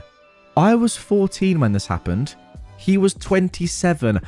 Oh my goodness me. No one helped me, and he got bolder until he did something I'm still in therapy for when I was 16. It got to a point where I called my biological half-older brother, Sam, who is a 48-year-old and son of my biological father's first wife, to see if I could live with him and his wife, Sandy, during my last 2 years of high school. When Sam found out what was going on, he confronted my mum. My mum didn't care and just told him to take me so long he never asked her for money. Done and done. My brother and his wife became my legal guardians and took me in with my cat and the old family dog since I didn't trust leaving any living creature with Chris around. My parents never checked on me. My extended family from my father's side knew what happened and they immediately got together to ensure that I could finish school well and go to college. I don't know my maternal family at all. Thanks to my paternal family, including Sam's mother and her family, I got my bachelor's and master's, had no student debt, and I work as a nurse practitioner. I still live with Sam, his wife, and their 2 kids, and I pay a small amount of rent. Neither Sam nor his wife expected me to pay anything, but that is the least I can do for the 2 people who have taken care of me for 13 years. Now, for anyone wondering why I haven't moved on, it's incredibly expensive where I live, and Sam insisted that I stay with them until I save enough to buy my own home. Things seemed okay until my mum messaged me recently. She'd not messaged me since I was 18 when she told me she no longer had any responsibility to me. In this message, she sounded overly friendly, telling me how she missed me and asking how I was doing. I was a bit creeped out, but I decided to be nice, telling her about what I'd done since leaving her care. She seemed very interested, since apparently she knew I was a nurse, but not what kind I was. She began asking me about my salary. I didn't tell her anything about it, but that it was enough to pay the bills. My mum then began texting about Chris, and how he was barely making any money due to his student debt. Apparently, Chris never finished a degree, jumping from career to career. He's now working in my stepdad's used car business as a salesman, but most of his pay went to pay the substantial student debt that he got over the year. I told my mum how sorry I was that Chris was having a hard time, and I wished him luck.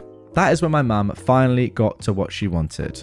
She texted me saying that I needed to pay his student debt so he could finally begin to make the money he deserves like the man of the family. I just turned off my phone. When I got home, Sam was surprised, since I was usually the last to arrive. Sandy wasn't home yet. I told Sam what happened and I showed him my mum's text messages. I don't think I've seen Sam this angry ever. He told me to block my mum, stepdad, and Chris if I hadn't done so yet. After talking with Sam and Sandy, I called my boss to ask for the next day and the one after off. This gave me a 4-day weekend, including the days that I'm normally off shift. My boss was more than okay with this and told me to just take it easy and let her know if she could help. This backfired because the next day my mum and Chris decided to come to Sam's house to speak to me. I was alone since Sam and Sandy were at work and the kids were at school. I immediately called Sam and told him what was going on. He told me not to open the door and that he was on his way. My mum spent the whole time screaming that I owed them for raising me and that my sweet brother deserved the money. Chris was going around trying to find a window or door unlocked. There weren't any since the windows have safety bars and the only other door is in the closed garage and one in the yard. The yard one was locked and just in case I locked the one in the garage. I won't post what he called me when he saw me from one of the windows, but basically he pretty much told me they should have thrown me away when I was a baby since I grew up to be a B. He pounded in one of the windows so hard that he actually cracked the glass. Eventually, he gave up and went back to the front door, clearly trying to kick it down. I didn't have anything to worry about. The door was a security door, but I was still very scared. Between yelling, threatening, pleading, and insults, I finally heard Sam screaming to them to get lost. I only saw things from the window. Sam pretty much dragged them both off the porch. They got to a point that I couldn't hear, but I saw my mum and Chris pale and look scared before they pretty much ran to their car and drove off way past the legal speed limit. Sam came in a little bit after and immediately went full overprotective brother mode, asking me if I was okay. He kept saying sorry and hugging me. Sandy arrived almost immediately after, and she looked like she was about to commit a felony. Apparently, Sam threatened him with filing charges for what he did to me when I was 16. My brother's ace, my stepdad, was willing to testify against his own son. That seemed enough to get Chris off our backs, but not my mum. Since then, it's been 3 days, and my mum has sent texts, called non-stop with various numbers, and rallied a group of people who are supposedly my maternal family to harass me for money. She claims that money should legally be hers since she's my mother, that it's my late father's missed child support. Sam's helping me find a lawyer to get a restraining order on my mum, and I plan to take my stepdad's offer to testify by pressing charges against Chris. I can't say I can forgive him for not stopping his son, but I appreciate that he's at least trying. I don't know the details, but Chris did something to a relative of his dad, and since then they had a really bad fallout. I took my boss's offer and I'll be on vacation for a few more days. But here it is. My vacation days are getting eaten up and my therapist might need a therapist after. Thankfully, my dark sense of humor and supportive paternal family are keeping me somewhat sane. Oh my goodness me. Now, I thought the first story was pretty bad, but that was just money. This is way, way worse. I mean, look, getting financially ruined by your parents is one thing, as we saw in the first story, or them stealing money from you, in effect, is one thing. But this, the horrible, traumatic stuff that has happened to you, that yeah, as you say, is the reason you're still in therapy now, then the money on top of that, goodness me. I mean, this is just worse. Wow. I mean, let's just focus on the money for now. Yeah, with that, I guess just make sure that you have security measures put in place to make sure that that can't be taken from you. But that's just a minor thing, I feel like, at this point. The rest of this stuff is just insane. These people aren't just entitled, they're literally like disgusting. Worst of the worst, should be in prison sort of level. Let's be honest. I mean, there is some illegal stuff here that's happened. That's kind of clear. I will say it does sound good that you have people now that you can actually trust. Sam and his family. I mean, that's just brilliant that they're coming in and helping you. It's about time, is all I'll say, because your mum and your stepbrother are two of the worst humans that I've ever come across. Now for our final entitled parent story of this one. My mum stole my money that I've been saving for a month. I've been working every single day for a month without a day off because I wanted to go on a vacation with my friends after graduation. I worked so hard for this. I was saving cash in my drawer and there's a lock on it, so wherever I go, I take that key with me. But today, my stupid butt forgot the key on the dining table. I went to the bathroom to shower. Nobody was home except my mother and me. My siblings were at school in an exam, so when I finished showering, I saw the keys at my room and I didn't care. I thought maybe I'd moved them before I went to the bathroom. Then I prepared my desk to study. When I finished studying, I thought maybe I could go and hang out with my friends. So I opened my drawer and the money was gone. All of it. Nothing left. So obviously nobody's home except me and my mum. I confronted her as calmly as I could. And I said, "Did you open my drawer?" I swear I noticed her hands were shaking and she said, "No, I didn't." "Why?" I said, "Well, my money's gone." She said, "I didn't take anything. Someone's stealing my money as well. Or maybe you dropped it somewhere like you always do, you careless donkey." I replied, "Well, if someone's stealing your money, why would you take mine?" "You don't dare talk to me like that. I'm your mother. Close the door and get out of my sight before I pray that you fail your exams. What are you going to do with money anyway? You're still young. Money comes and goes." I didn't know what to say, and I went back to my room and texted my dad and told him what happened, and he still didn't respond to me. My final exams are in 2 weeks and I can't work anymore. And me and my friends, were planning that on the last day of the exam, we'd head straight to Sharm el-Sheikh. This is the first time in my entire life that I feel so helpless and betrayed like that. After graduation, I'm going to move out of my parents' home. Even if I become homeless, I don't care anymore. And there we go. That is going to do it for the final story. What I would say to you, OP, is yes, clearly you've got to go. You just do. It's going to be tough, but I think you just have to. When you do move out though, make it clear to her that you want absolutely no contact with her. Look her in the eye and tell her that. And then go and live a life with people that you can actually trust. Because, you know, if your own mother is doing this to you, how can you ever have a relationship with her? It's impossible. Can you call the cops on her? I don't know. Maybe not, because she's your own mum, but it is technically your money. Yes, it's in your house or her house, but it is your money and she has stolen it from you. That is illegal. I don't know. It depends to what level you want to go. But again, I think it is probably worth getting legal involved in some way, because what's the worst that could happen? Oh, actually, to be fair, OP has said in the comments down below, in a reply to a comment saying, "Can you call the cops?" That's an amazing idea. I'm going to try it as soon as she gets home. Thanks, man. Well, there you go. I mean, I will say, even if you don't get anything done, like, you know, legally, telling your mum that you've called the police on her and being completely serious with her might make her just give it back to you anyway. Now, yes, that's not going to solve all your issues, but at least you'll have the money back. Hopefully she'll just crumble and say, "Oh, don't worry, don't involve the police. Please, you're my son, etc., etc. Here's the money. I'm so sorry." Now, still move out, still get rid of her, still never talk to her again. But yeah, at that point, at least you have the money.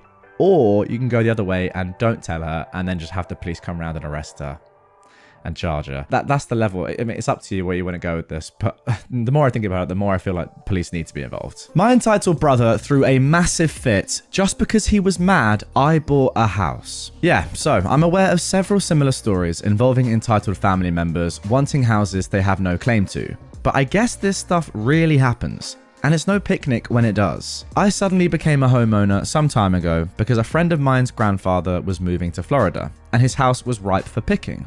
I knew the old man well. RIP, he passed a few months later from a sudden stroke. Anyway, he offered the house and property to me for $200K. I practically ran to the bank to apply for the loan. The house is a manufactured home from the 80s, but it was remodeled repeatedly by the former owner and has a separate garage building. The home and property could have gone for more, but he offered the house to me because he knew I'd take care of it. I had $30K saved that made a good down payment, and I was happy to leave my apartment. I'd wanted to eventually move out of there after what my cheating ex did anyway, but that's a story for another time. As for my brother, well, he went bonkers when he found out I bought a house. He had this repeated history of copycatting me for the past decade, but there was no way in heck he could copycat buying a house with his terrible credit and inconsistent income, and he got in an argument with me over how I was just trying to make him look bad by doing something he couldn't. No, I just wanted a dang house, and the price was too good to refuse. Then he told me I should have turned it down because he had no good reason. I could practically see his screws getting looser with every dumb excuse he made as to why I shouldn't have done it. But I pointed out all those excuses were just because I did something he currently can't. And when I bought the house, it had nothing to do with him. I just wanted to be a homeowner for the security and extra space. I finally don't have to store my camper at my parents' house, and I have a garage that I can store stuff and tinker in. I bought a camping cot, he bought a camping cot. I went to the gym, he went to the gym. I bought good booze, he bought good booze, or stole it from me. I bought a new TV, he bought a new TV. I bought a truck, he bought a truck. I bought a camper, he bought a camper. I bought a used portable DVD player. Guess what? He bought a used portable DVD player. I went camping in a specific place, he went camping in that specific place. I bought a house, he 404 error, insert tea kettle noises and Benny Hill chase. He also acted like a complete child towards me when he built his mini ram thing. He actually confronted me and said it was cooler than my boring Tundra because it was something original. I swear, he did the dumbest mods to that vehicle, like putting twist studs in the suspension coils to raise the ride heights. Well, after weeks of openly fuming about me being a homeowner, my brother suddenly acted like he had another brilliant idea. He wanted to move in with me. I laughed at him. Then he ended up demanding that I rent one of my rooms to him, and for only $200 a month, utilities included, because he shouldn't have to pay any more than that since we're family. He flipped his lid when I said, frick no. Then he got our parents involved again. Only this time, they actually sided with him at first, though it was mainly our mother. She and my brother showed up, demanding I let my brother move in, and my brother had a poop-eating grin on his face that I could tell he was thinking he was getting his way thanks to Mummy Dearest. I said, F no to both their faces, and my mother cried that I was using foul language to her and being a jerk when I had the space now. I called my dad, and he told my mum that he'd warned her I wouldn't do it, and to leave me the heck alone. Mum whined that my brother was living out of his camper next to a shabby house he was renting space from, but I said that wasn't my problem to fix, and my brother has proven countless times that he cannot be trusted. My brother was fuming to the point of being red with veins popping out. My mum tried one more time to convince me with tears, and that just made me angrier. I went on a rant that was something like this. Bro can't buy a house, so he wanted to invade mine.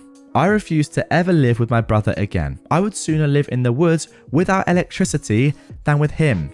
He's intentionally irritating as heck, and if I had him as a roommate, I just knew he'd steal my booze, take my stuff, and invade my privacy non-stop. Not freaking happening. No matter how many tears mum tries using on me. My mum broke down and finally conceded that she'd never convince me after that rant. and she had to take my brother by the hand and leave with him because he initially refused to go and kept begging her to turn back and make me let him move in. And then I yelled to him that it was a laugh that he called me a mama's boy before, because he'd become exactly that. And this was just at the time he tried to get our mother to make me trade vehicles with him because he felt ashamed to be driving a minivan. He yanked away from mum, then told me to go and screw myself and the horse I rode in on. I laughed and pointed out I didn't ride in on anything because I was already home, but his rattle-can horse was waiting for him in the driveway. He flipped his lid again and looked like his head was going to explode, but mum got in front of him and told him to just go. Then he drove off in his rattle-can Silverado without her. He'd driven her there, so then I had to take her home. While taking her home, I made things very clear with my mother over why I could never trust my brother again, and his life was not my burden to bear. And then I told her how little my brother was offering for rent anyway, which he'd conveniently not told her. Then I later rented that same room to one of my best friends for $600 a month, and he pays for utilities. The other 2 rooms are my bedroom and a home office. There's an extra room in the separate garage too. So my mother tried to make me let my brother live in the garage instead. There's enough room in its storage room for a bedroom. Again, I said frick no. And that's since been turned into another friend's rented room with a bit of plywood remodel. Yeah, I kind of rented both the spare bedroom and garage room out to friends out of spite, but I wasn't letting my brother live with me in any capacity. And also, to be fair, if you are able to do that and then make some more money, why would you not do that? It's so good. Yeah, you have the spite on the one hand, but also you're making money to pay back your mortgage. It's brilliant. And you don't have to live with your brother. It's a win-win-win. My brother later ended up having a complete meltdown in front of our parents over how he's the older brother. He should be the one who owns a house first. He's supposed to be successful, and I'm supposed to be the big loser in his shadow. Our dad poked him with his cane and told him that's not how life works, and they had a big argument. They told him to get out and not come back until he's cooled off and learn that he's just being a pointlessly jealous jerk. Now, the next part I post, my brother did the dumbest thing of all. Okay, so there we go. Don't worry, we are going to get into that second story, but just off the rip, after looking at what I've just seen there, what a terrible person your brother is. I'm thankful, to be honest, that your dad isn't in the same vein as your mum and enabling this behavior. You can definitely see where your brother's got this entitled mentality from. It's definitely not from your dad. But yeah, I'm happy that at least one of your parents is sane. I think this is just typical golden child syndrome. He feels like the most important person in the family for some reason. Maybe he has been enabled in the past by your mum, but yeah, the quicker he learns that that isn't the way the world works, and your dad's right, like poke him with the cane again. It doesn't matter how old you are. It's about what you do in your life and how successful you've been, and if you have the money to buy a house, go and buy a house. I mean, you can buy a house at 18, you can buy a house at 90, you know? It doesn't matter. It really doesn't matter. If you got the money, do it. There's no rite of passage. There's no, oh, I'm older than you, therefore I have to buy a house first. If you had the means to do it, you would have done it. But you didn't. That's tough. So anyway, here is that second post which OP referenced at the end of his first one. The time my brother got petty revenge on a neighbor with a chocolate turd. Yes, a chocolate turd. When my brother and I were growing up, he wasn't so bad. We had at least 4 different families live in the house next door since it was a rental. Well, the family that lived there around the time I was 12 were just awful people. And they intentionally trained their dog to poop in other people's yards. My dad hashed it out with them many times and even threatened to call the cops. Now, the kids of these people were also brats. They were 2 boys like us and of similar ages. They stole our bikes for a joyride since they'd broken theirs. My dad had to make the parents return our bikes, and then we got called snitches. Fortunately, both of these boys were just as hated at school, so they eventually stopped talking to us. After months living next door to these people, their dog was still pooping in our yard. They were forced to clean up the poop several times, and another neighbor did call the cops on them about their dog. One day, we find out their landlord was not renewing their lease, and they were to be gone in a month. My brother, the schemer he is, took some chocolate candy bars and carefully melted and shaped them to look like turds. They were fairly convincing looking as dog poop from a distance. My brother set up the fake poo in our front yard and then waited for the family to get home. Then yelled at them that their dog did it again, then proceeded to eat the fake poo right in front of them. One of them threw up, and then they all threw up. And my brother milked it by talking about how tasty it was in detail, we didn't find any poop from their dog in our yard for the next couple of weeks before they moved out. That was really not what I was expecting, but wow, phenomenal from your brother, I suppose. Although really quite weird, to be quite honest. Okay, so yeah, a slightly different second story to the first one there. And I've got to say, I put some respect back on your brother's name after that. That was good. Now, again, I've got to say, a little bit weird. However, at least it's like funny rather than just going crazy and saying, oh, my brother's got a house before me. No, I want that house. I want to move in for next to no money. That is more enjoyable and a good prank. Imagine seeing that, not realizing obviously that it's chocolate, and seeing your neighbor eating your dog's poo off his front lawn. That's going to really mess with you upstairs, isn't it? And yeah, beautiful right there. He should be doing more of that, your brother, OP, and less of the first story. Anyway, we've got time for one more post. Let's get into it. To the two entitled brats that disturbed a flight from Iceland to Canada and caused a delay, I hope you're banned for life. I was on a recent flight from Iceland to Canada, and minutes before takeoff, literally as the hostess was doing safety demonstration, a girl jumps out of her seat and interrupts her to tell her she forgot her purse in the airport with her passport in it, asking if she can just go and get it. She was hyperventilating. The hostess asks her to sit down and calm down, and she goes to inform the crew. Then another crew member comes over, and lo and behold, the story changes into, no, I have my passport, but I need the purse because I have medication in it. Okay, immediately, I have massive doubts over this. I don't think you can get onto a plane without having your passport. I mean, when you go through the final gate, everyone has their passport checked, right? It would be impossible, I think, to board the plane without having it, unless you somehow dropped it, in the gangway after that, or up the stairs onto the plane or whatever.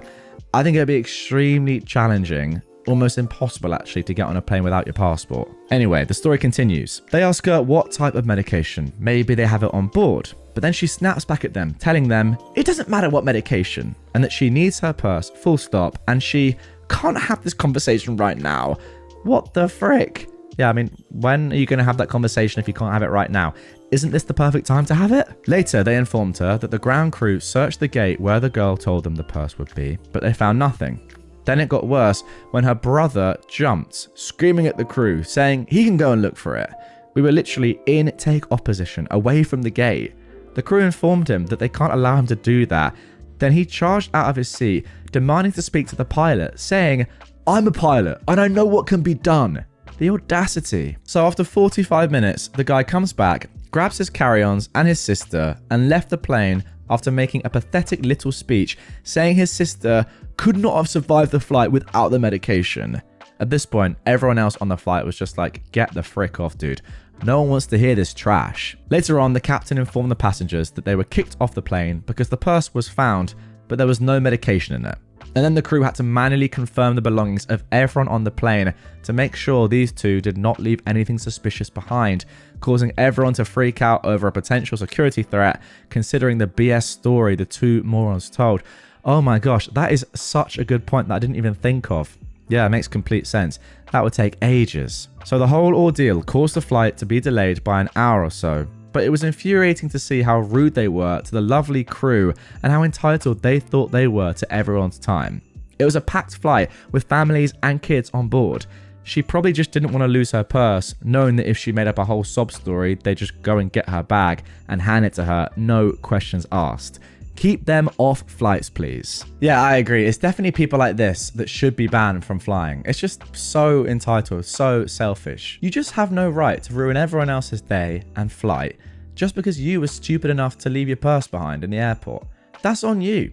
It just is. Also, who knows? I mean, if you do the right things and yeah, fair enough. Say to the staff, oh, I made a mistake. I left my purse at the gate. Can you just ring and have someone collect it and then I can get it another time, or it could be sent to you, whatever. That's fine. But don't ruin everyone's day and cause the plane to be delayed and, all this other stuff just because you're an idiot and left a belonging of yours behind. I mean, yeah, the top comment here literally is, the irony is, if the purse was going to be found, as it was, the airline probably could have arranged to have it sent to them on the next flight. They didn't need all that drama. Exactly. It doesn't even matter like that much. You'll get it back. Why lie about first your passport being in it, then life-saving medication that clearly was absolute BS. It's just all a load of rubbish. And yeah, I genuinely do think they should be banned, at least from the airline. Ideally, from going anywhere on a plane ever again. I'm not sure logistically if that's possible, but you know, it should be. Karen tries to stop a homeless man's cookout. Now I'm frustrated.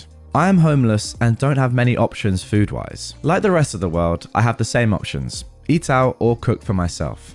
Restaurants are way out of my price range. The cheapest thing on the menu at a fast food place is enough to feed myself for an entire day from a cheap grocery store. My options to prepare my food are limited. I don't cook back at my camp. It's too dangerous and attracts too much attention. So I use the fire pits located in many of my city's parks. FYI, they are legitimate fire pits meant for picnics and for the public to use. Today it was going to rain very early, so I went to the pit I use regularly to cook my breakfast, lunch, dinner, whatever it is. I only eat once a day, early. I got to the pit around 3:30. I wrapped my foil pouch, made of potatoes, carrots, and lunch meat foil bake. I had the fire going and my food in when this male Karen aggressively walked towards me and the pit with a cell phone to his ear. He came up screaming, "What the frick are you doing? What are you doing? That's a freaking fire. What are you doing?" I said, "I'm cooking dinner." The guy yelled at me to put the fire out, saying it's against the law. Now, this isn't the first time I have dealt with a very similar situation. I told him to eat a D and beat it, and to his credit, he left. Until the fire department showed up. They came to put out my fire. I talked with them and they said the police were on the way as well and that I could be fined $500 for having a fire in a non-designated place. I said, "Isn't this one of the places? Look at the fire pit." Well, they decided to wait until the police came. The cops asked me what's cooking. They said, "Yeah, this is the spot to have a fire," and pointed at the sign saying Picnic Area 3. And I'll give credit where credit is due, they were dang good cops. They left without even asking my name. P.S. My meal came out fantastic. Okay, so there we go for the first story. And look, even if this guy genuinely did think that, you know, you're not allowed to do barbecues or use public fires or whatever, clearly, first of all, he was absolutely wrong in that. But even if he did think that you weren't allowed to do it, just why get involved? It's a homeless guy. Like, do you need to get involved there at all? Could you not just carry on with your day and leave him to it? Even if it is illegal, why do you have to be the one to say, no, you're not allowed to cook your food there, when you can see that the guy is homeless and struggling, obviously, anyway? I just don't think it's worth getting involved. But yeah, this guy clearly is a Karen anyway, or a Darren. What do we end up calling? A Kevin, wasn't it? No, not a Kevin. What do we end up calling male Karens? Were they Darrens? I don't know. Drop in the comments down below. But yeah, whatever. This guy is just clearly getting his nose in where it doesn't belong for no real reason. Even if it was illegal, I just don't think it was worth it. And the fact that it's completely legal and you're allowed to do it, and if anything encouraged, like they're there for public use, makes him look like even more of an idiot than he already was. Also, shout out the police, because a lot of the time police get kind of a bad rep, I think, for dealing with homeless people in a worse way. But this time, you know, you got treated completely fairly and correctly. So that is good to see as well. Although I do kind of feel like the fire department should also have known that this was a designated spot to have a fire, given they are the fire department. But hey, we can't have everything, can we?